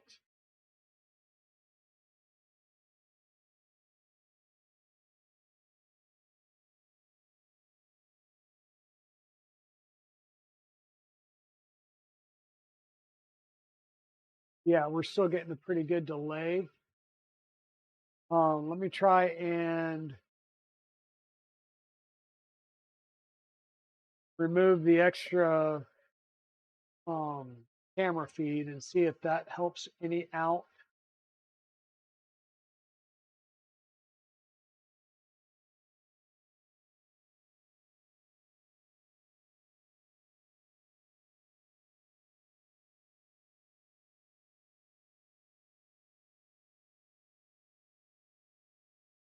Yeah, I've got about a 10-second delay going on from what I can tell right now. So as long as it doesn't get worse, looks like dropping or turning off the other camera feed really dropped the number of drop frames. So hopefully we're moving in the right direction.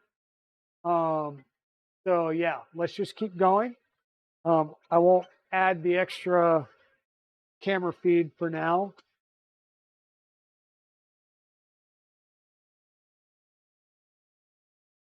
Unless I go back to, the large Brio and drop the C922. We're going to be putting in M3 by 5 by 4 inserts into our top pieces here. These are the top center pieces, and I should be able to use the press as it's designed for these.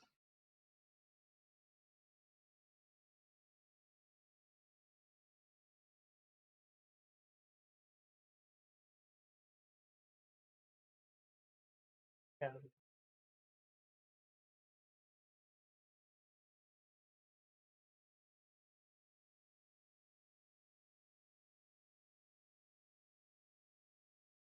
So I may wind up running another stream later tonight or tomorrow after I end our official stream tonight, and just see if running a physical line will fix some of these lag and latency problems.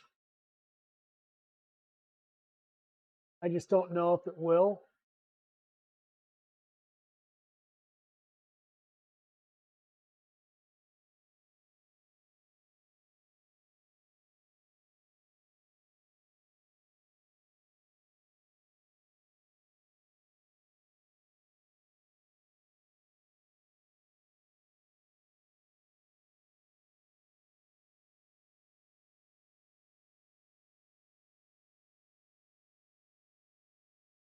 But I will say so far our speedy snail is working out very well.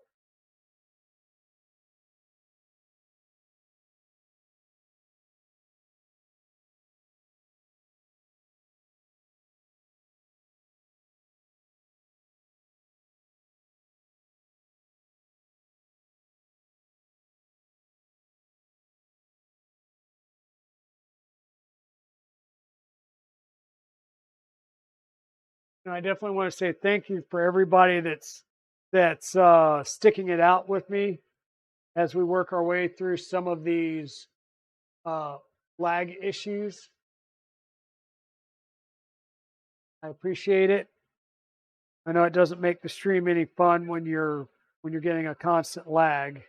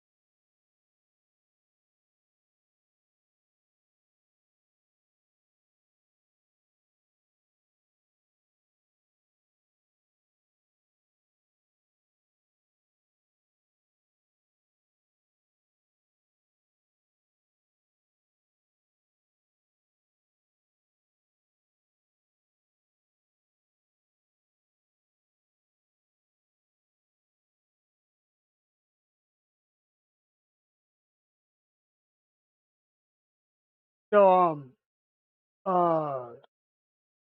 Makermind, did you get your? Or wait, you're still waiting on a thermistor, correct? Good sir.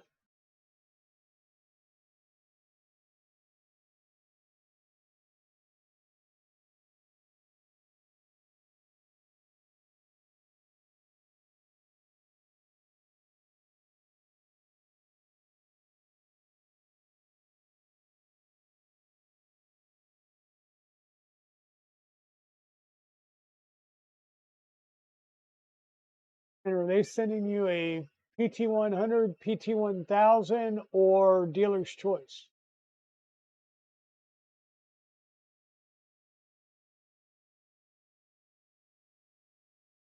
Oh, a heater cartridge. Okay. Yeah. That was a little more specific. So I just got these 4 assembly pieces done.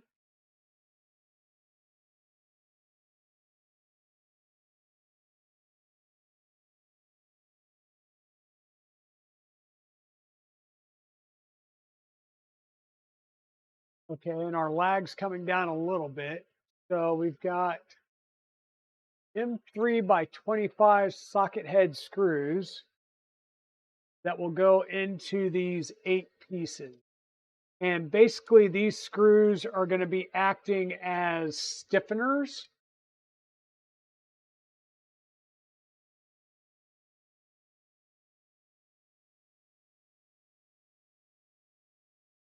Don't know, do we have any more heat sets?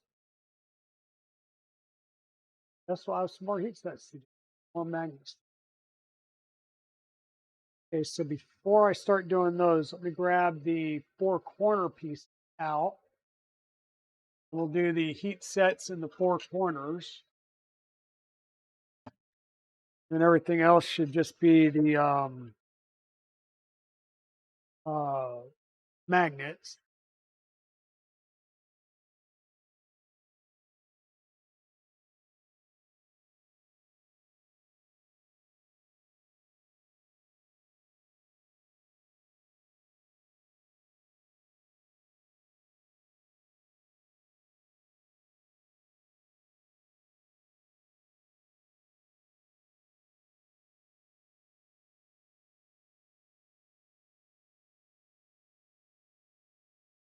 Three by 5 by 4.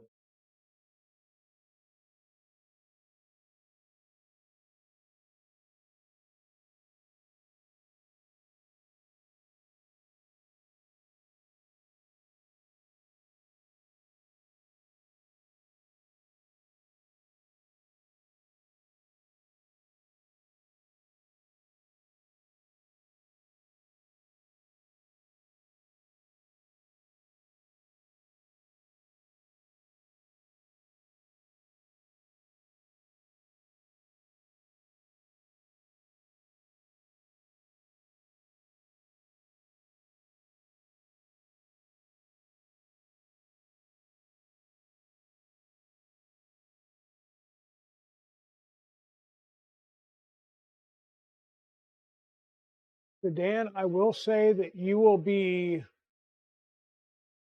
pleasantly surprised and quite happy once you get that heater in.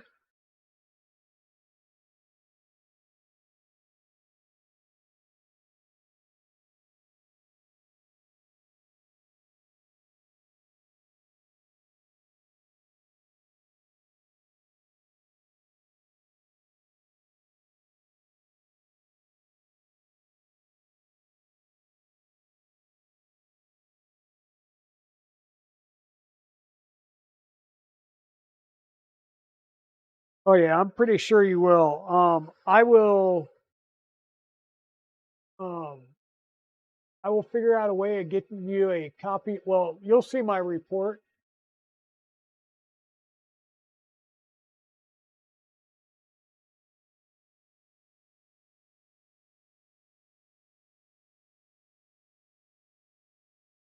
Okay, so think that's all the heat sets. That should be all the heat sets now. Um, Now I'll go back through and install all the magnets.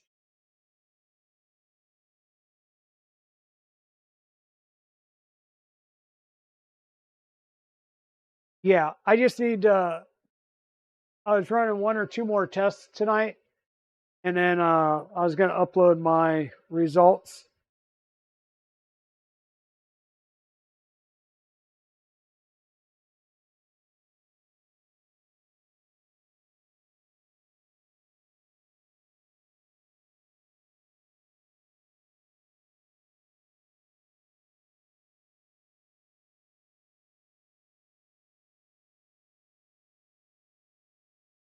Okay, we've got these four done. We need to put in our magnets.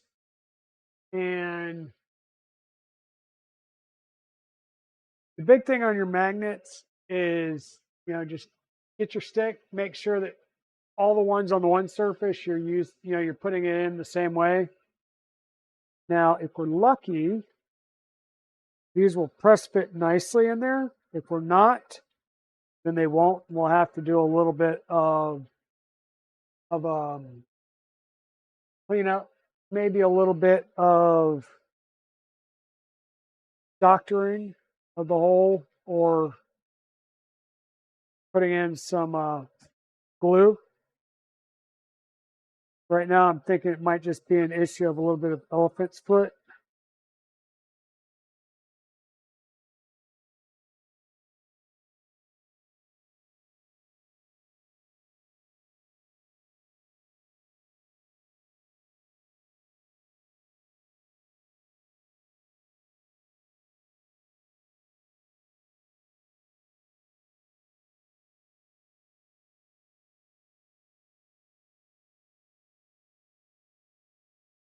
There we go. Nice tight fit.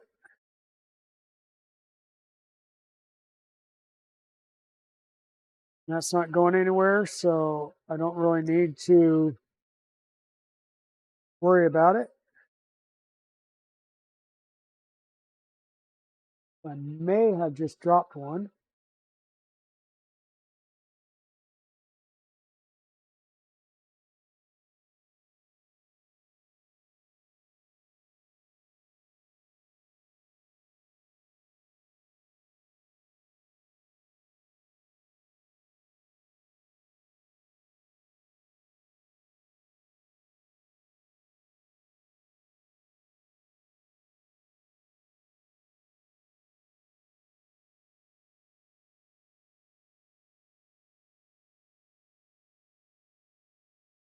Good.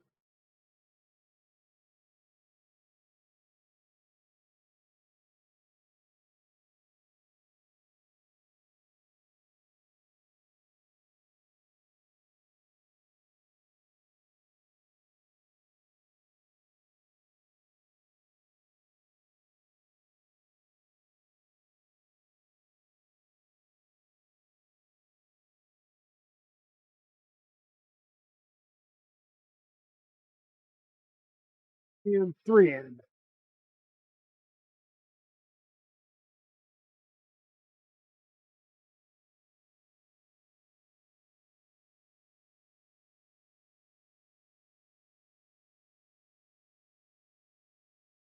All I'm doing right now is just going through and just using my deburring tool and clearing out a little bit of the hole, just so I want to make sure it's still a nice tight fit.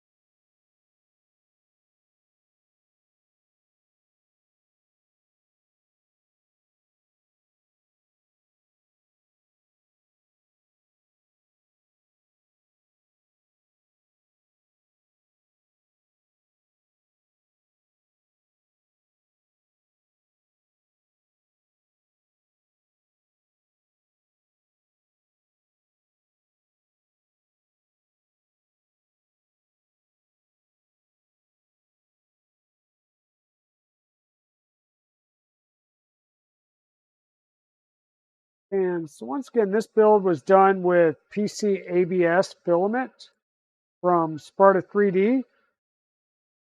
I'm really liking that filament from Sparta. I think it's a really good line of filament. And I'm not sure here if it was just some of my print settings or if I didn't take into account some type of shrink rate on this filament, but things are fairly tight, which isn't a bad thing. I'd much rather have to take off, and do a tad bit of filing than for things to be way loose and deal with tolerance issues, especially on a printer that's designed to print fast. So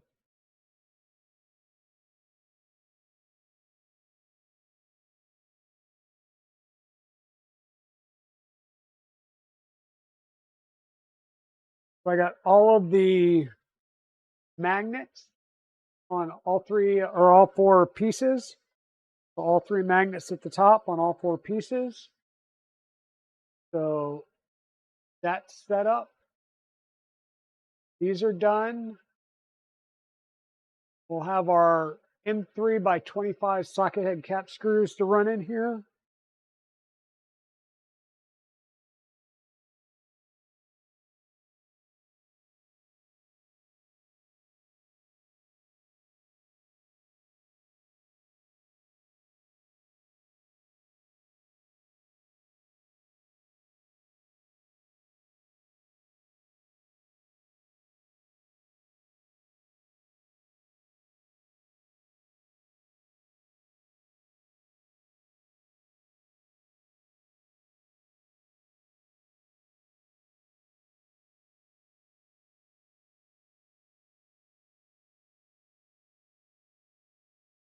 So we're going to need 8 of these.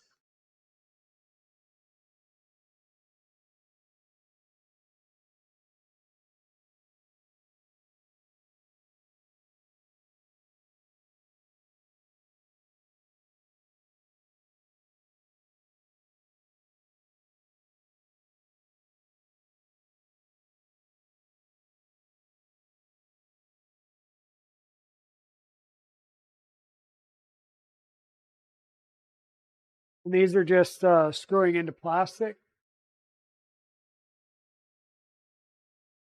So, oh, crud. Well, that just made a mess.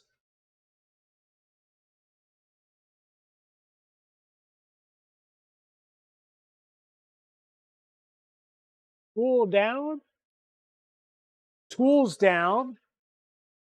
And yeah, things everywhere. Like an entire Gridfinity of M3 washers just went everywhere.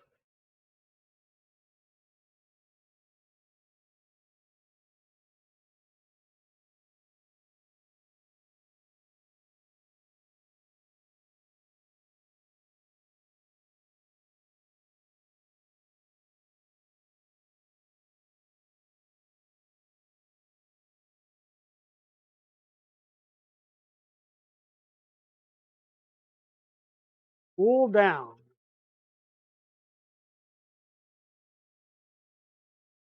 Ooh,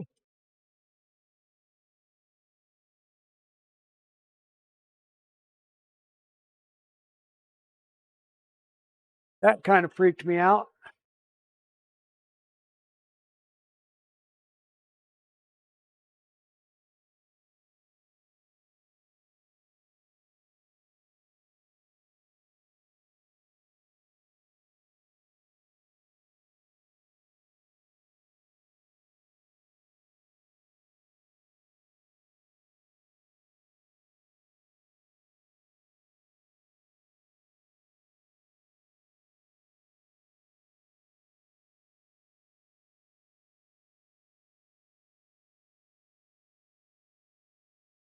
Yeah, well, at least the majority of them stayed on the um bench. The sad thing is they're aluminum, I believe, which means they're not magnetic, I don't think. Let's see. If they were magnetic, that would be fabulous. Oh, yes, they are.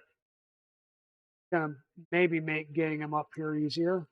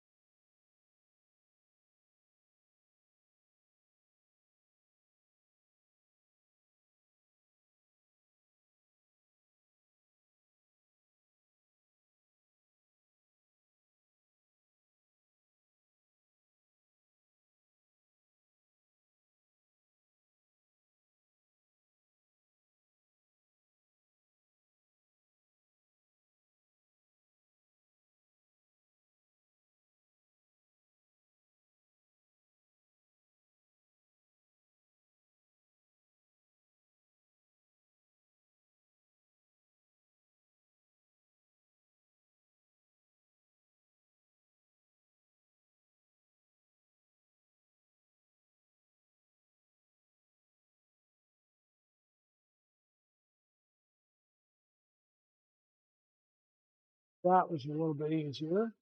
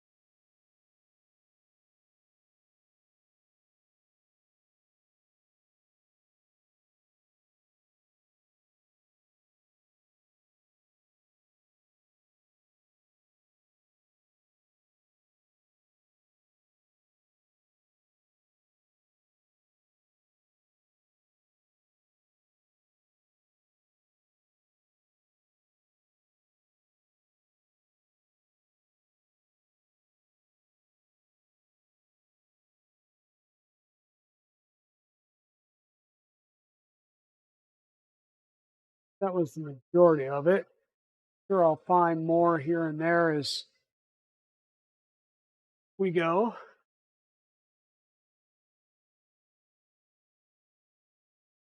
Let's see.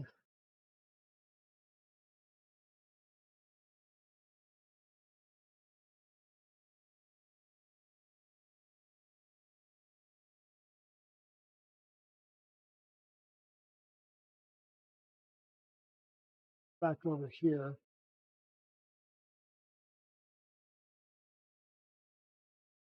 Making good progress. Um, our our Turbo Snail is going pretty good. I've got it set to 125. Um, I will go ahead and try and crank it up to 150. I'm hitting like 14 and a half on the flow rate right now, but on a Rapido, that should be doable with no issues.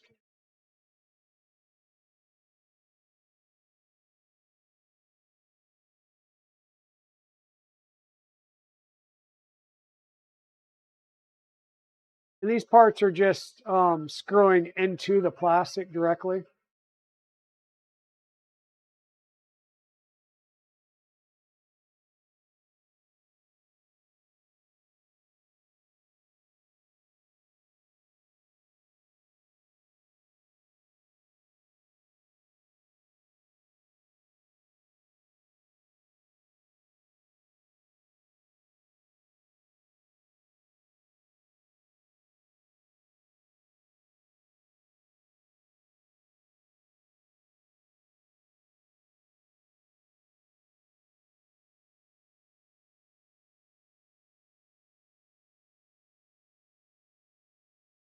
Yeah, what's everybody else working on tonight? Anybody doing anything fun? I know Britt was painting. We'll be actually on a little bit later tonight, I believe. It's tonight. When's it? Yeah, no, today's third. Yeah, she should be on later tonight.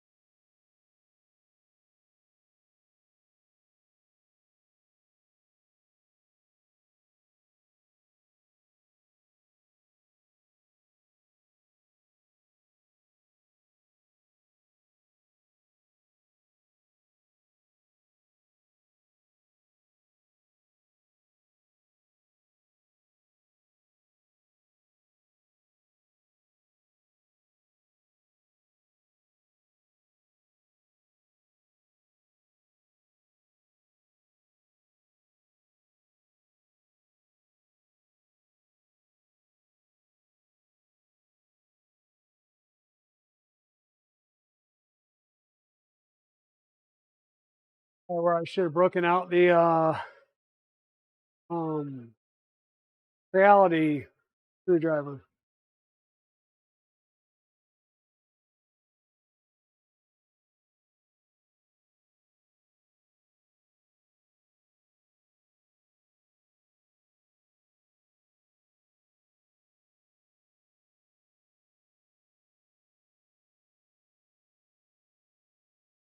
Not seeing any under extrusion issues, and I'm hitting.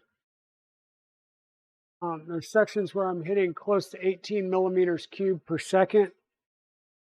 Again, this is a Fadis Rapido 2 hot end. I'm running PLA at 220 and 250 millimeters per second on travel moves. So 317 there briefly. And zero tuning. So far the only thing I've tuned on this is E-steps. And the only thing I had to change there, it was right on the money with the default file from Trails. The only thing I had to do was when I did the first extrusion test, I was, instead of having 20 left, I had 40.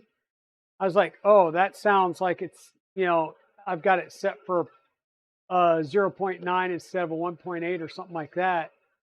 And I went and checked and know that it had the right stepper motor setting. What it had was the wrong tooth gearing. So there's a 10 and an 8 tooth motor. I've got the 8 tooth and it was configured for a 10 tooth. So, fix that and you're good.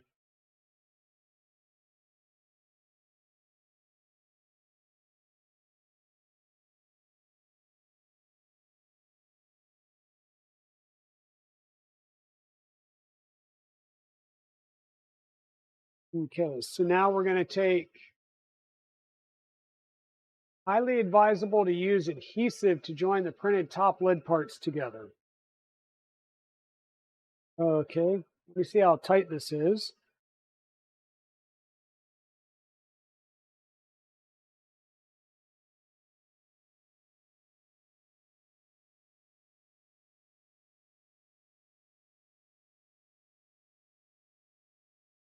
Well, that was pretty tight. So tight that I just cracked apart.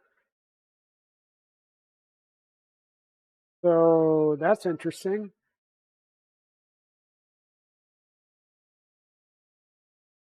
So part cracked on one side and hasn't gone in all the way. And so this side's all the way in. This side didn't go all the way in, but it did crack the part.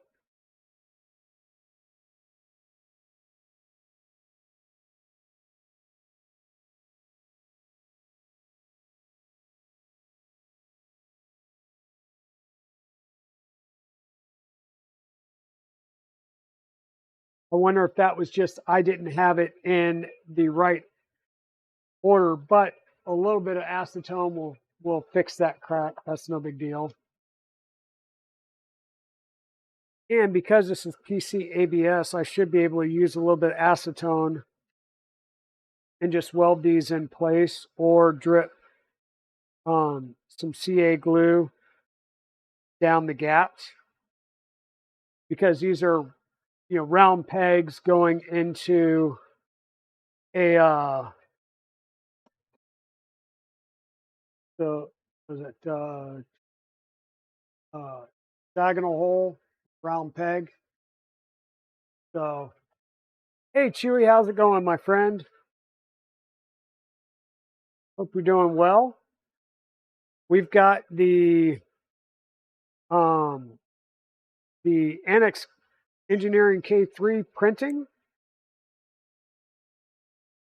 and it's not super fast yet, but we are printing and getting movement going. So there you go.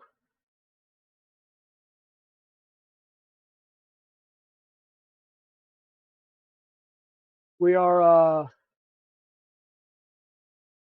first day back at work. Yeah, I haven't gone back to work yet. I go back to work on Monday. This is my last kind of week off, just chillaxing.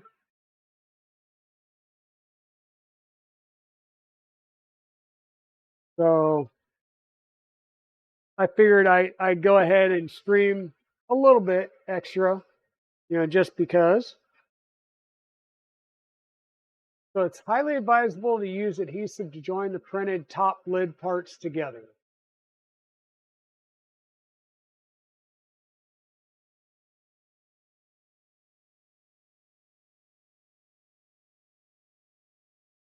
I'm not 100% sure why.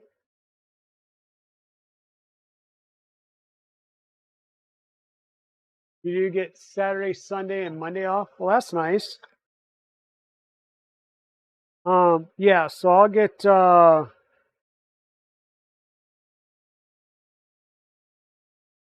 got 2 weeks where we're shut down at work. So that's 2 weeks that I'm not burning leave.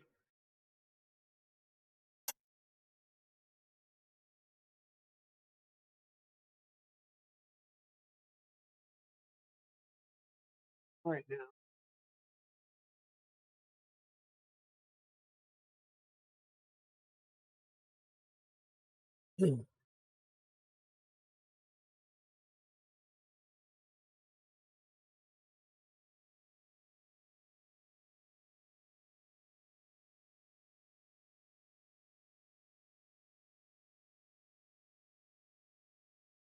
That's interesting because I haven't done the magnets in the bottom of these parts yet.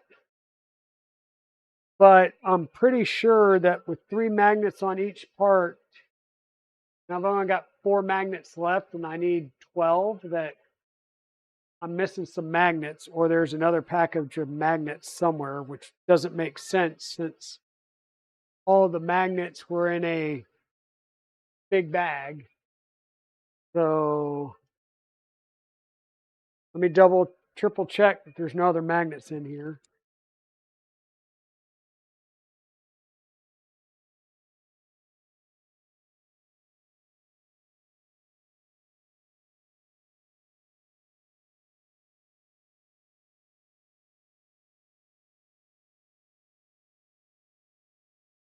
Yep.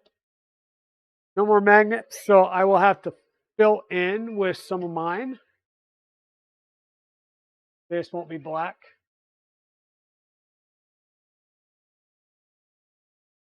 So, oh well.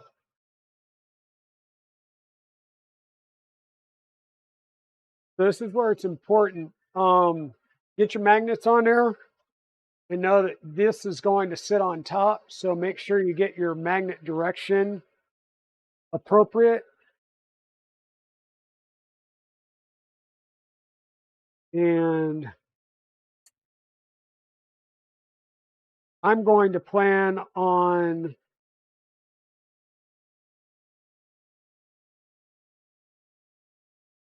putting one of their magnets in the back corner here.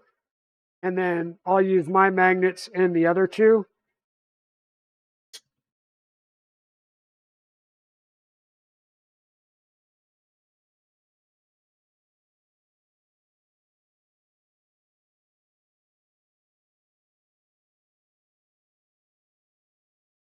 That way I don't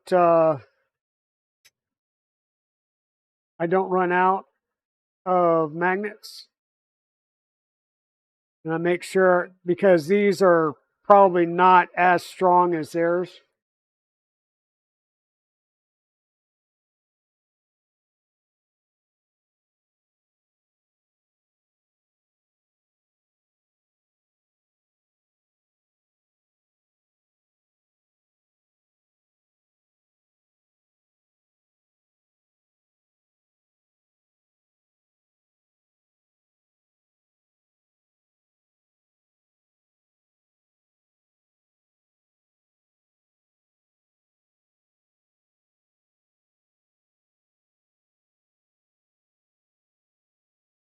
Need some super glue.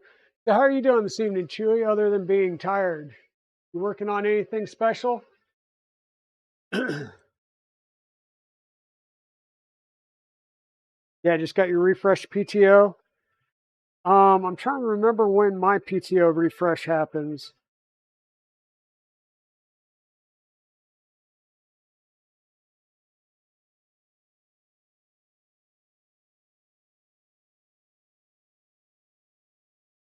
Okay, so that one's there.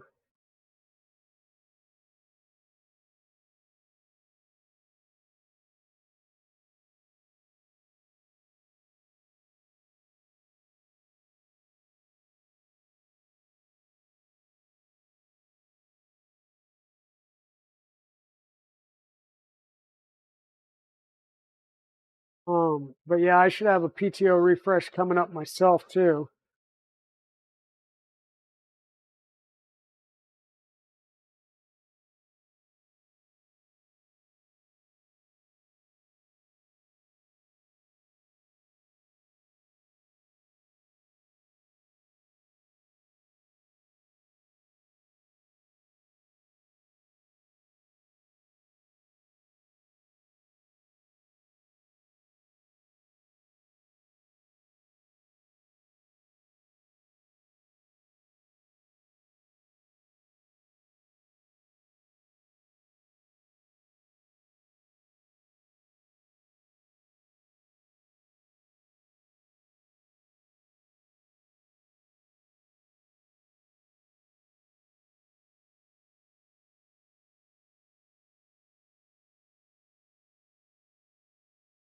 Working on your way to bed?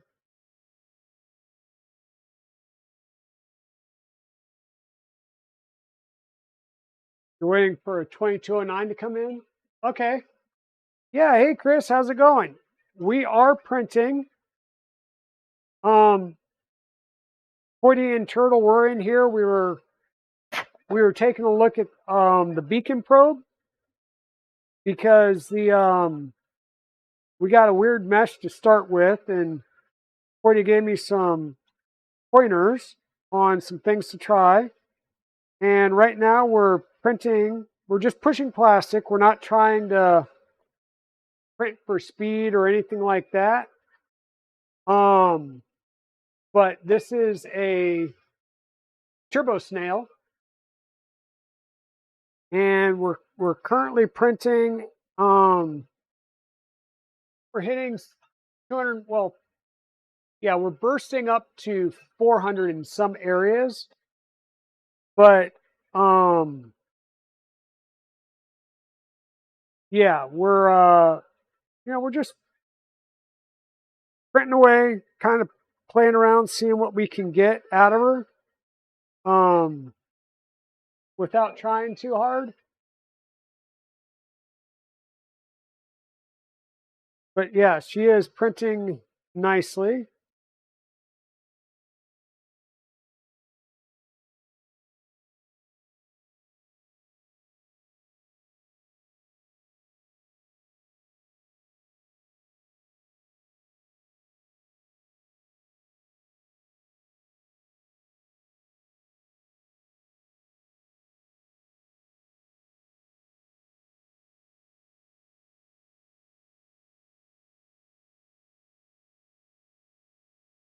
Yeah, I haven't input shaped or anything like that yet, so I'm really not trying to crank up the speeds.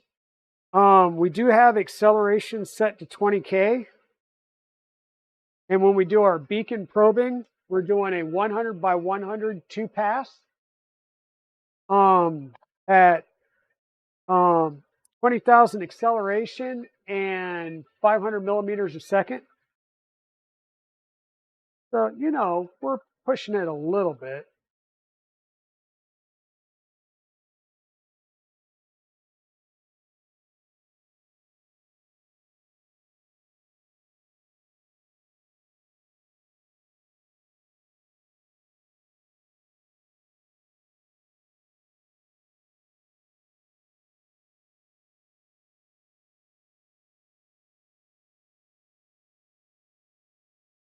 Oh.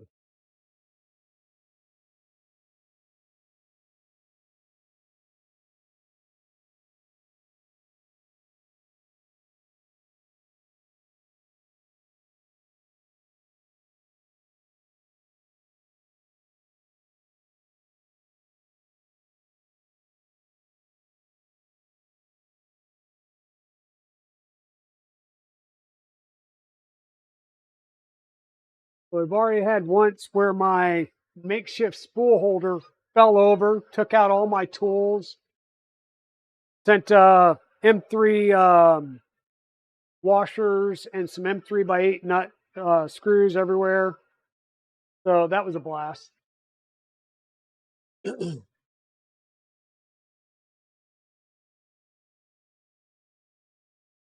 you're going to export the black box STLs? Awesome. So, yeah, I'm going to work on, I need to work on getting the rest of the panels on here.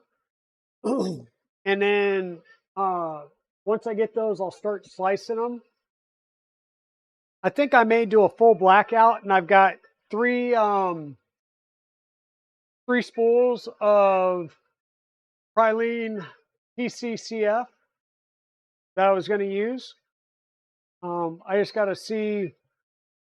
I think right now the printer that gets the best chamber temps is the salad fork. But once I get this fully enclosed, it's probably going to be this. And Chris, I'm not sure if you were on Justin's stream last night when I showed this. So let me switch cameras. And I'll come over here and I'll bring you guys on a walk with me. We're going to do a walkabout of the printer real fast. So here's our electronics bay as a backpack. Whoops, there we go. So we've got a UHP 248 down at the bottom. with a UHP 224 volt, filtered power inlet and power switch. So all my 110 is in the lower quadrant. SSR, I'll talk about the SSR mounting in a second because it's pretty novel. We've got our SKR3EZ. This is running 24 volts with TMC 2209s. This is providing the 3Z motors and the extruder. Everything going up to the tool head, the extruders, the fans, thermistors and stuff come up to a distribution breakout board and a 16-pin umbilical that goes up to the tool head. We've got our Annex Engineering Constellation Supernova. This is running Victory Tech TMC 5160T Pros. And this is running 48 volt drivers. So this is running 48 volts over to our X and Y stepper motors. Currently set to 1.1 amp, but I believe it can all go up to 2 amps. And our Raspberry Pi over here running our 7.9 inch wave share display via DSI, not HDMI. It is getting 24 volt to 5 volt buck converter through a Tobsun, like you would for a V0. And we got two 6020s. They're coming up here to a 3-pin JST and then running down there. So that's kind of the layout of the electronics panel right now. In the near future, I will run a trad rack into this build or on this build. And yeah, so there will be a trad rack on here. It's currently set up as a 12 lane. I'm trying to decide if I'm going to like rebuild it to the latest version, because when I built the trad rack, it was on the closed beta. Now it's on an open beta, and there's probably some new files there. Now, one thing you'll see, I wanted to talk about the mounting of the SSR. I'm going to bring you guys around here. You'll see 2 screws here. I actually drilled 2 screws through this back plate, and I don't have any M4x8 black screws, therefore I'm using standard screws. But the SSR is directly connected to this backing plate, which, one, becomes the electrical ground, so the entire printer is grounded, and it basically makes the back plate here the heat sink for the SSR. So I've got thermal compound between the heat sink and the backing plate, and I did drill and tap into the into that back panel, which is a 3mm thick aluminum back panel. So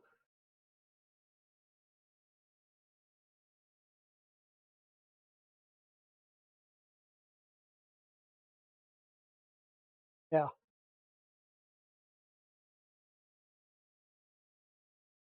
Yeah, and right now, like I said, we're printing pretty fast.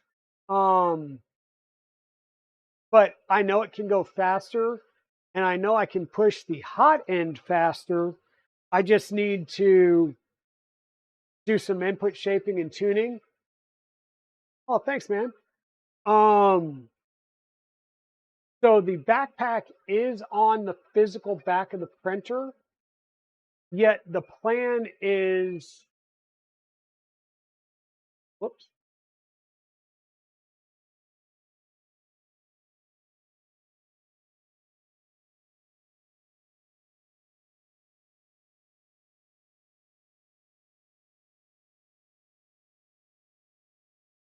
Just checking my delay, so I'm still about a 9-second delay. So the plan is, rather than put the front door on the front and the right side panel here, I'm going to put the right side panel over here, mount the door here. So this becomes the side panel backpack. But yeah, there's the There's our nice wave share display there. And we were working on our first layers, so you'll see here that we were getting, this is after 3 layers, but we were getting some waving because we were still too close. We got that figured out here.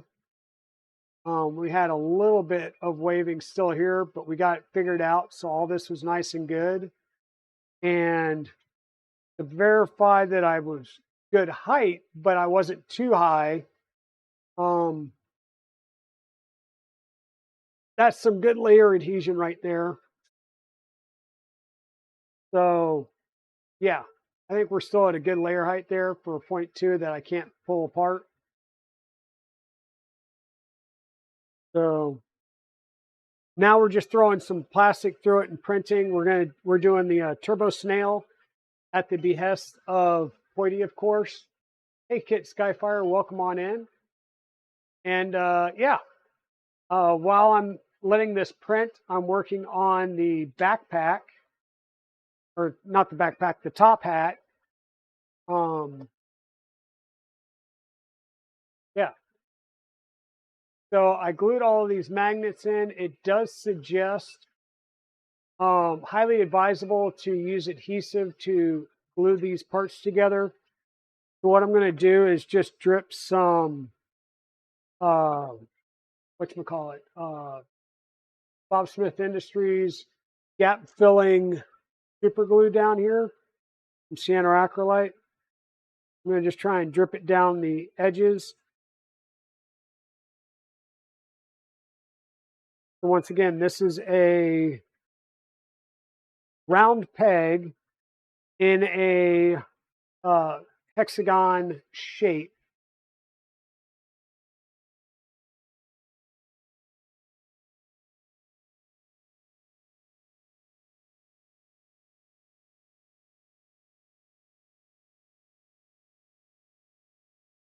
See glue in there. Push that together. Just hold it for a couple of seconds.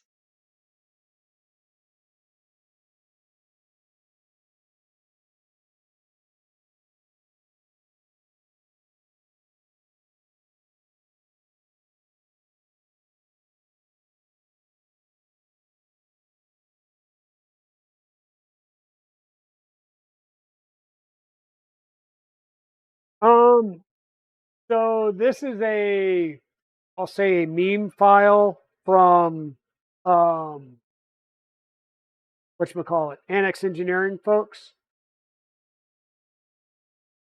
So possibly and probably not either of the above mentioned.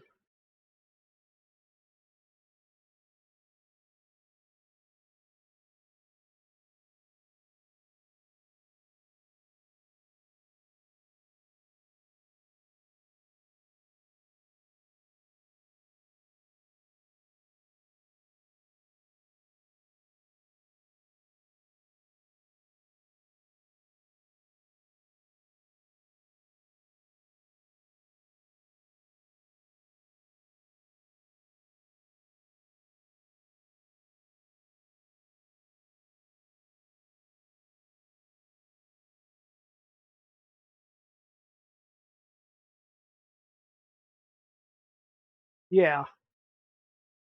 So this is a snail that has a turbocharger as the shell.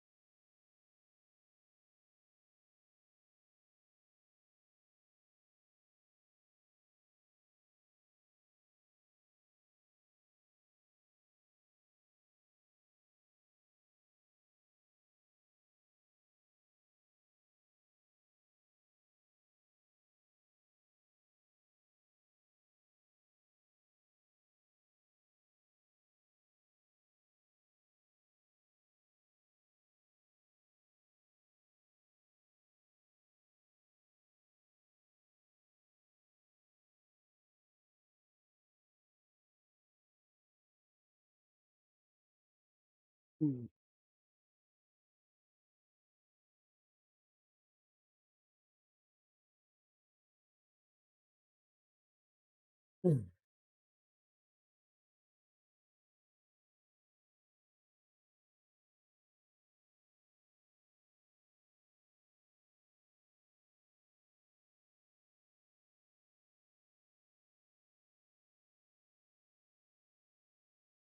How am I doing this?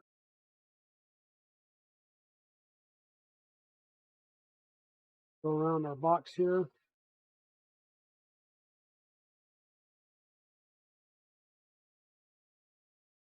Thinking so.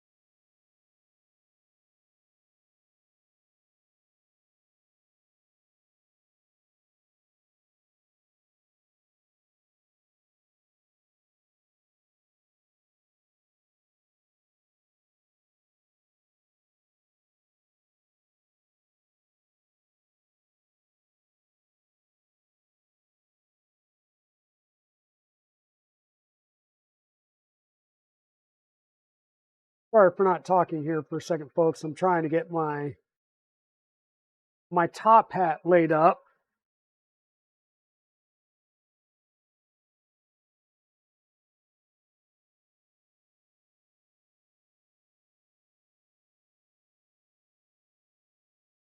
And hopefully I don't wind up super gluing this to my desk because that would just suck.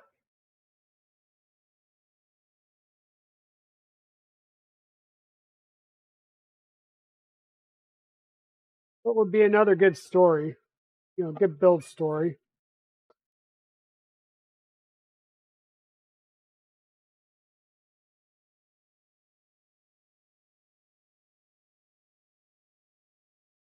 This is,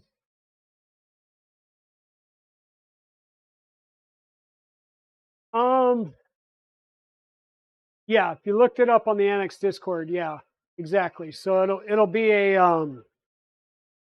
literally a turbocharger, a snail with a turbocharger as its shell.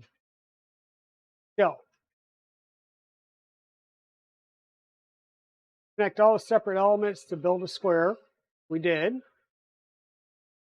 Add the top panel. I'm going to wait a little bit and let that CA glue set up before I install the top panel. I don't need that CA glue causing any issues with the top panel.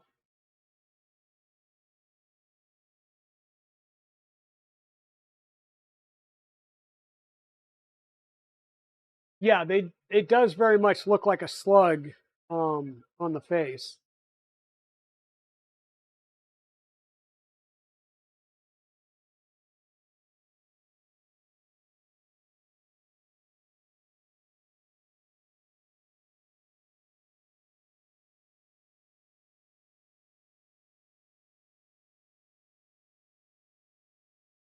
So top panel. Let me go ahead and pull that out.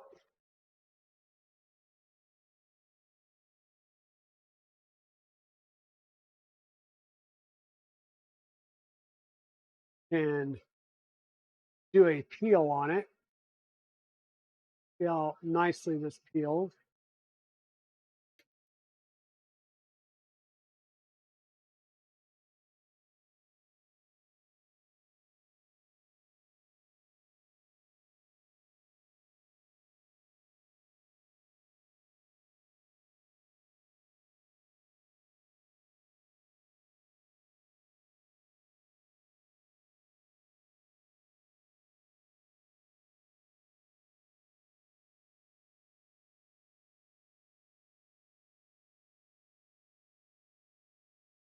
I'm pretty sure that wasn't a frosted panel. So peel.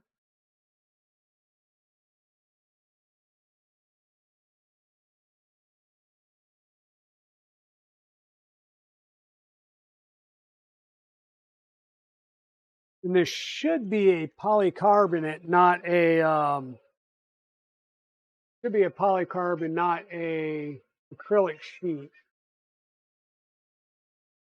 I do have a tooling mark on it. on the edge right here.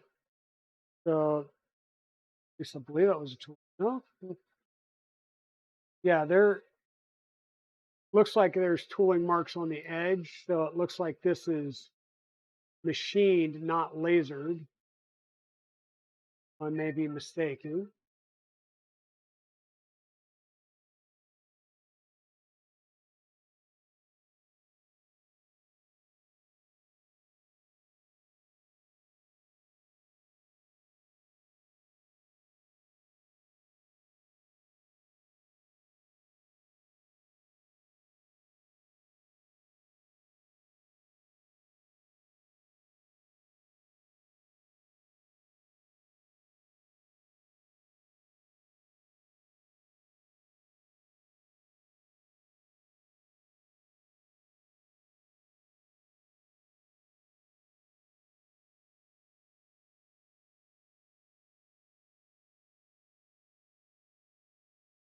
Um,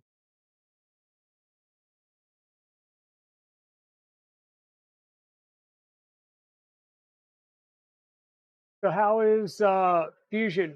Like, is Fusion actually working? Because you were having some problems with some slowdown on your system the other night on your stream, right, Chris?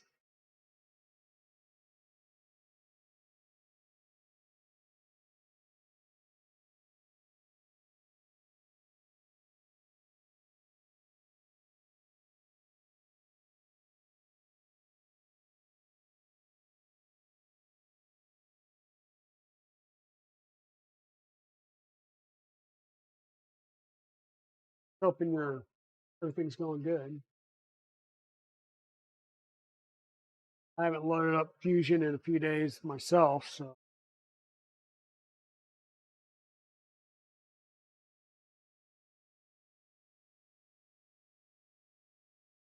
yeah. I knew overall the issue was access to those particular files. I just know you were having slowness issues on your stream the other day. I don't know what was going on. I wound up having to stop and restart my stream today just because I was getting such a high drop frame rate again. So I think what I may try and do is another stream possibly tomorrow. And I think I've got like 100-foot long uh, uh, cable.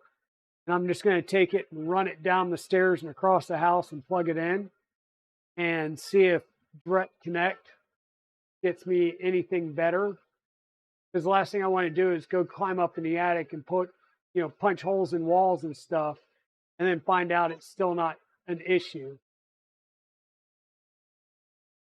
Yeah, that's what I'm thinking. That majority of it will get solved with going Ethernet. But I want to make sure before I go ahead and, like I said, climb up in the attic and punch holes in walls and drop cables and stuff like that.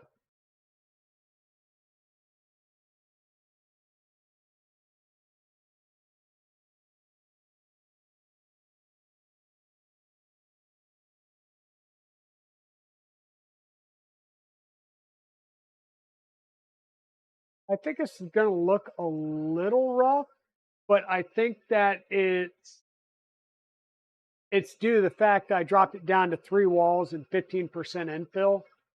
So I think you're just going to see a little bit of artifacting from low wall count.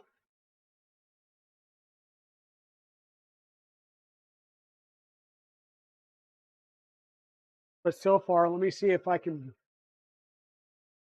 bring you all in here. I'll bring you in with the Logitech with the 4K camera.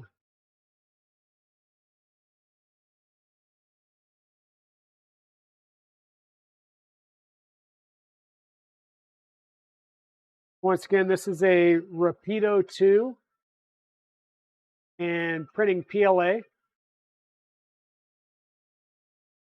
And so I'm not sure if there was a lot of triangles and stuff, or like I said, it's completely untuned. I don't have pressure advance, input shaping, or anything like that. I haven't done extrusion multiplier or anything. All I did was run E-steps, and I'm just pushing plastic. So push plastic, break some things in, hopefully not break things. And then over the next couple of days, I'll work on doing, input shaping. I'm going to wait a little bit for, simply because, what am I thinking of? I did get a label creation, so shipping label creation for my Beacon Rev H. So currently I have a Beacon Rev E installed. The Rev H will have ADXL and will allow for higher temp chambers and stuff. So it's got a little bit better temperature tolerance to it. And since this is going to be fully enclosed with aluminum side panels on two sides, and then an acrylic, or a non-acrylic, but an etched polycarbonate door for the front, it should get pretty warm.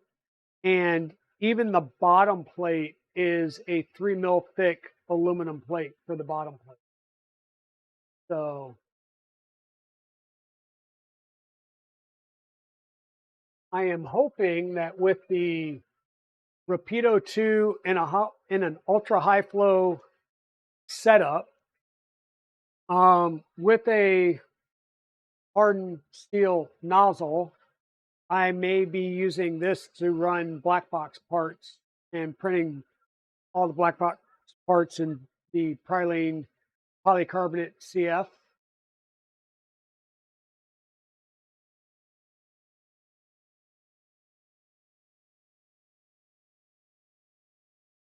Yeah, and to try and minimize the latency as much as possible, the streaming computer is running on my second 5G. So I've got a 3-band Wi-Fi router. So it's a 2.4 and 2 5Gs. And the streaming computer is the only thing other than maybe my cell phone that's on the 5G 2 channel. Everything else is on the standard channel. Okay, so I want to move this. Sorry for the reach. That over there, get this out of the way. I'm going to put the poly panel on.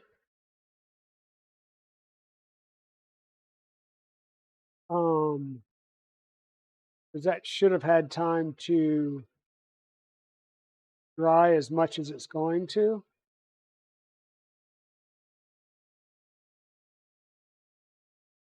Plop down in there. Everything should line up, hopefully.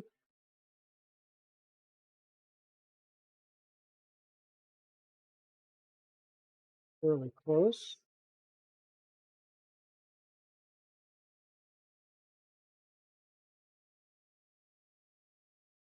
Okay, and this gets screwed on with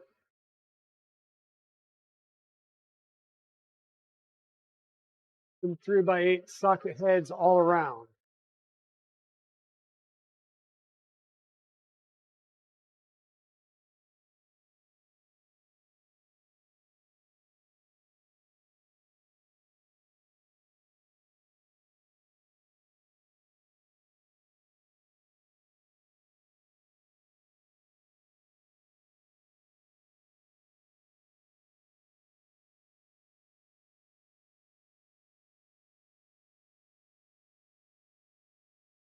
Yeah, that's what I'm anticipating is going to direct cable will help solve the streaming issues. We'll see though. Until I do it, I don't know for 100% sure. And like I said, I'm going to run it, do a quote unquote direct connect. And then what I'll do is if that does solve problems, then I will basically unplug it and go run upstairs and fish cable down through the wall. Just got to drill a hole in the header, fish the cable, cut a wall, do a wall jack. All stuff I've done in the past. Don't like doing it, but at least it's cooler now. The attic won't be sweltering hot.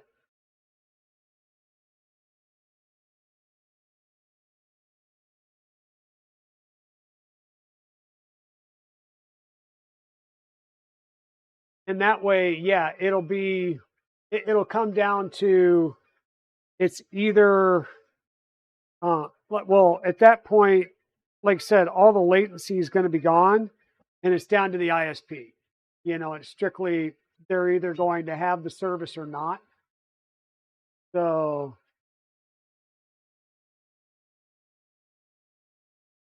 well, I was born and raised in Florida, so kind of used to the heat as well. But I've just moved all over the place with the military. So, born and raised in Florida, basic training in Lackland, then Biloxi, Mississippi for tech school, and then first duty station, Elmendorf Air Force Base, Anchorage, Alaska, in March. For a guy that's never seen snow before in his life, that was a blast. 3 years later, I drove the Alcan out in a two-door Honda Civic hatchback.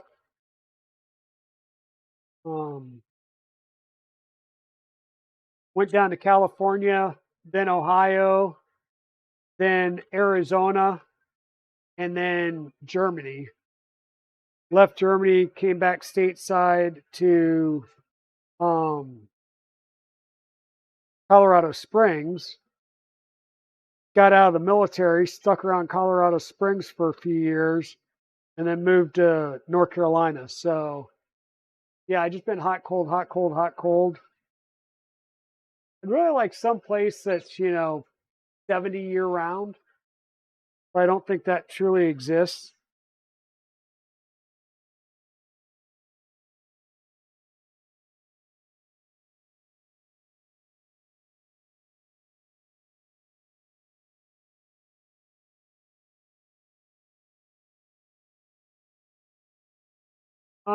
Yeah, so I don't have, well, there are coax outlets in the house, but I get no, yeah, in Unicorntopia, exactly.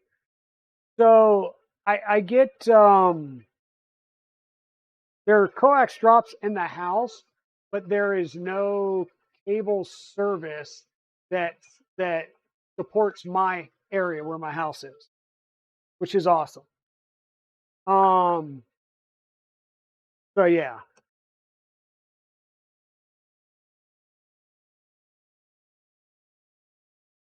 Making sure that all of these are snug. I'm not ugga-dugging these down because I don't want to crack the acrylic or bow the acrylic. Interestingly, it says to build this without using any type of sealant. So, I mean, it does have a pretty good lip to it, but it doesn't say to use any sealing tape or gasket or anything. I would wonder if it wouldn't be worth the while to like seal it, like seal all the joints on the inside with silicone caulking and seal around the top with some silicone. I mean, I'm not going to worry about it right off the bat, but if I have issues with chamber temps not holding out, then I'll seal it.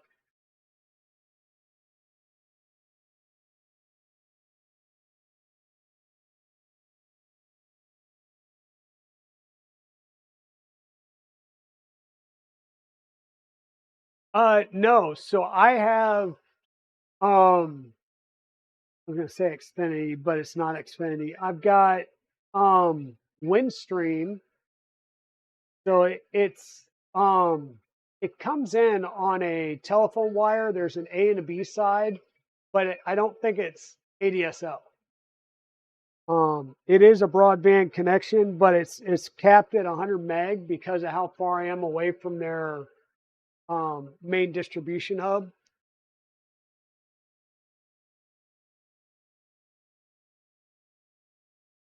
Now I'm hoping as they bring fiber into the main city limits that that'll move some people off and provide more bandwidth and options for them to send more bandwidth down this way, but I doubt it.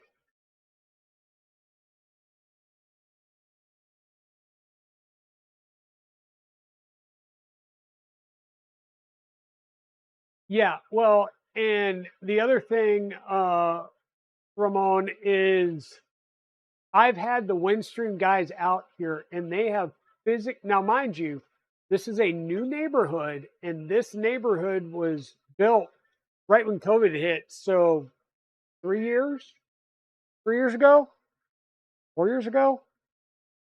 And they have replaced every connection between my router and the point of presence across the street from the neighborhood. So the two junction boxes leading up to the house, to include the wall jack in the house, has been physically replaced all the way to the connection to the back to the main point of presence right outside the neighborhood. Now, he said the only other thing they could do, because there are no free pairs in the box, the only thing that they could try next is to physically swap the cables between like me and my neighbors and see if the problem then goes over to my neighbors. Because at that point, it's a physical cable issue and they're going to have to trench out and replace cables.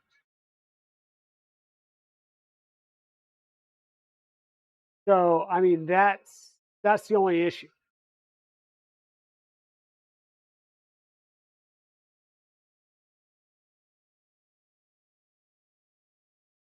Yeah, the big thing is because it's it's copper wire still, it's bandwidth limited due to distance. Now, if they actually start running, so there's two things: is as they remove capacity out of the wire, they can, I'll say, overdrive the wire to get better dB gain further out. But you would blow anybody out. That's why you got to decrease the capacity on the line. Or if they start trenching like fiber out to other pops and then fiber to the pop and then cable out, you'll get better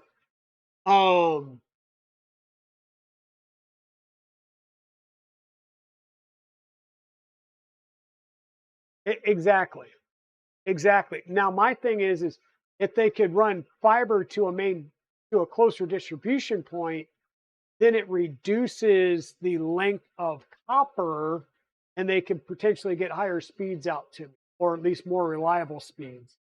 But it all depends on how they do their distribution.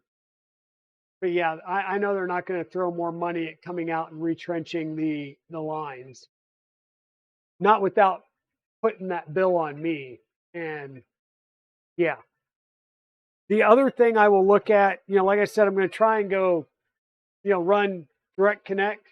And if that's still not, if I still have issues, then I know it's in the line. And so at that point, I may see if they'll retrench a line. And if not, then it's potentially looking at something like Starlink.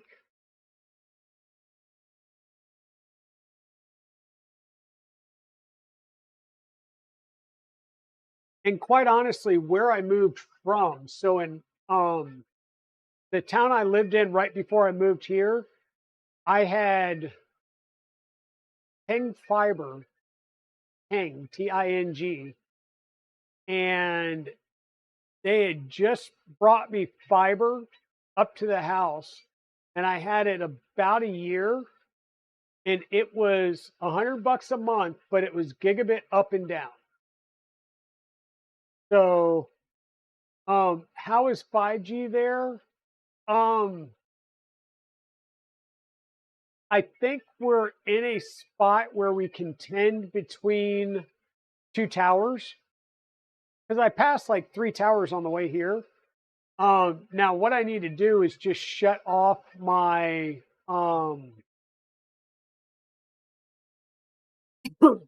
and I may do this one day, is shut off the wireless on my phone, because I have unlimited data, and tethered my phone one day for work and just see if I have any connection issues. Because I will drop down to like 2 bars and stuff throughout the day, and depending on where I'm at in the house. But I don't know if some of my drop calls may not be because I've enabled wireless calling, and it may not be dropping the call because of the 5G. It may be dropping the call because it tries to default to wireless as the better option. And I don't know if I'm dropping packets or dropping blips in service through Windstream.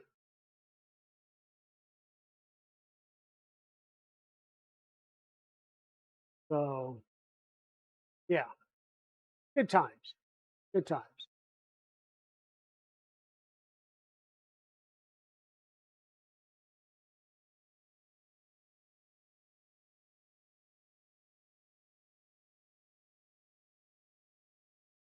Snail's going good. We've got the top hat, the top hat cover assembled. Now it would be installing the corner brackets, and these corner brackets will get mounted on the back with M3x8 screws coming from the backside into the brackets.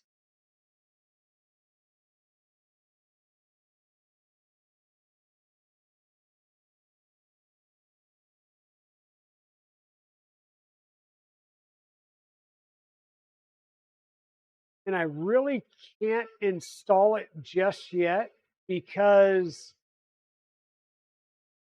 basically I'm going to use that as the locator for the sides. And really there's is there? Yeah, there should be. Yeah, there's 2 screws. So one of the screw heads happens to be right behind here, and I'm not sure if it's actually usable on the back. It only shows doing the one at the top on the back side. But then I would set the other 2 towers up using the top plate to align it, and then start putting side panels on. And the side panels, you have to align the spacers. So I'd much rather not be printing where I can set the printer on its side to do that, because it makes lining up all those side panels a lot easier. So I will do that later, or do it after the print's done. It will be safer for me to try and do that and less frustrating for me.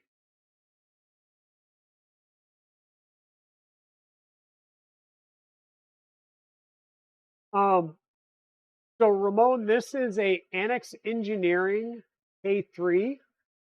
It has a 180 millimeter cubic build volume. So 180 by 180 plate, 180 height wise.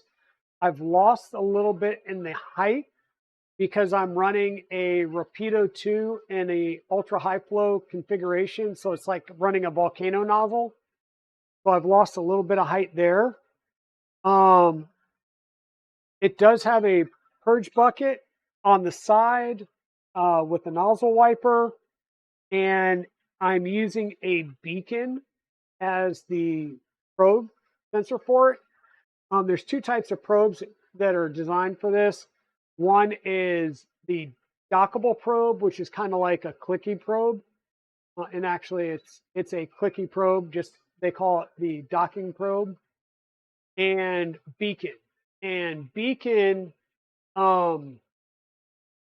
it's not an Annex engineering probe, but Annex engineering was highly involved in the design process. So the tool head is really nice and designed to work with beacon. And the nice thing with beacon is you can get one heck of a bed probe. Let me switch over to my display and we'll come over here and look at the height map. So this is a 100 by 100 probe point with the beacon. So 1,000 probe points to pass. And I'm getting a range of 0.162 across the entire bed.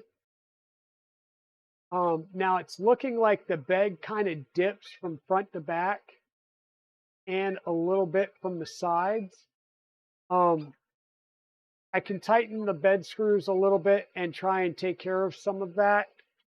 But quite honestly, with this much fidelity and the fact that I'm getting a 0.16 deviation across it, I'm happy with that. Now you're seeing a lot of ripples in here. One is the number of probe points, and two, I'm probing a textured bed. I want to try and throw my smooth PEI sheet on here probably tomorrow after this print's done and run a bed mesh and see what it reads on a smooth PEI and see if it shows a glass smooth texture as opposed to this rippled texture. But yeah. And apparently I may have some twisting in my gantries according to Poity, so they're going to talk me through on a Discord chat how to try and look and solve that. That may be what's showing this deviation.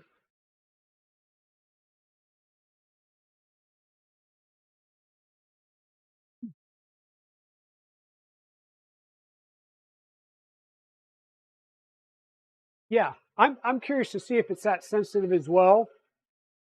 Like I said, this is my first time using a beacon. And as soon as my beacon H gets in, I'm going to swap that out because the beacon Rev H has an input shaper on it. So I'll be able to do input shaping. And I'm almost at nozzle height with that. So that should give me good numbers on input shaping. And the Rev H has a higher temperature tolerance. So the readings don't fluctuate as much in a heated chamber as the, well, it's got a Rev E on it now. So, yeah. And I'll move the Rev E and put that on, I don't know, a different machine, maybe the Micron, or possibly put it on the, well, no, I've got a Trident 350, and the plan was to put a Chaotic Labs CNC Tap V2 on it. So, yeah, kind of want to do that and see how well Tap does. Maybe I'll put Beacon on it and try and see if I can't, just kind of look at it and see how good they are or how much difference there is between them. But with the eddy current probe, you do have to be careful of having metal above the probe because it is a magnetic probe. And you can't run it on like a Mandala Roseworks bed with the magnets in it. A magnetic sheet's okay, but those super, N52 magnets that Prusa uses and the Mandala Roseworks uses, it's just too much magnetic current and it'll throw your readings way off.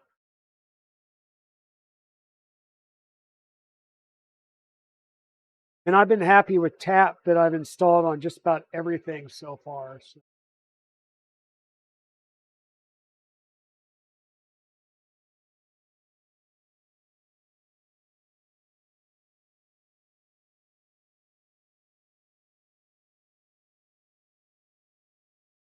Oops. Go ahead and switch this back over so you can keep an eye on the print and me. Hi, everybody.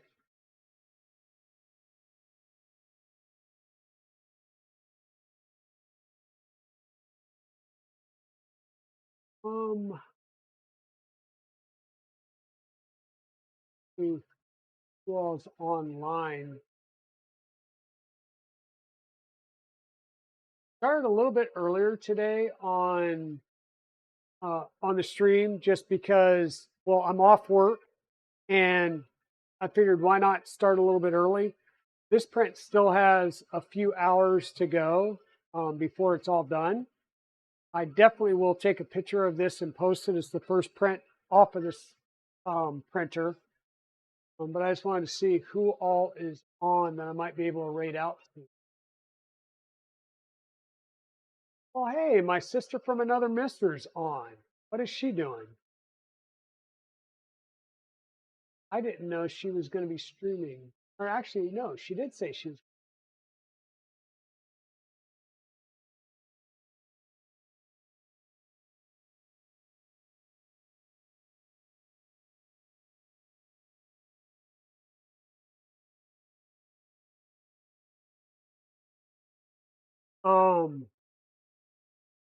Yeah, so I'm thinking I may get ready and raid out into Westery One stream. I'm going to continue this print, let it run, and I'm like I said, I may run a stream tomorrow earlier in the day or during the day, just so I can run a physical cable and see if I'm getting issues still with a physical connection. I have a feeling it's going to clear some things up, and if it does, then I will have to figure out how to run that cable, even if it's just run it down physically for a couple of days until I get up into the attic to start drilling holes and getting stuff ready to run. I do know I have some I'll say bare cable, meaning I just have to run it and then terminate it. I'm just not sure if it's plenum rated, and if mine's not, then I know Evil Diesel has some. So I do at least want to do plenum rated, and I'll have to seal up any holes I make in the headers because I've got a good energy rating on this brand new house that I don't want to mess up. But yeah. So I'm going to go ahead and get a raid started over to Westery One. Thanks everybody for being here. And Chris, I'm going to reach out to you. We still need to chat a little bit about the February 10th stream, but come hang out with me, everybody, as we go raid my sister from another mister. Give her a hard time, heckle her a little bit, say hi to Mia. And thanks everybody for being here, and we'll talk to you all next time. Bye now.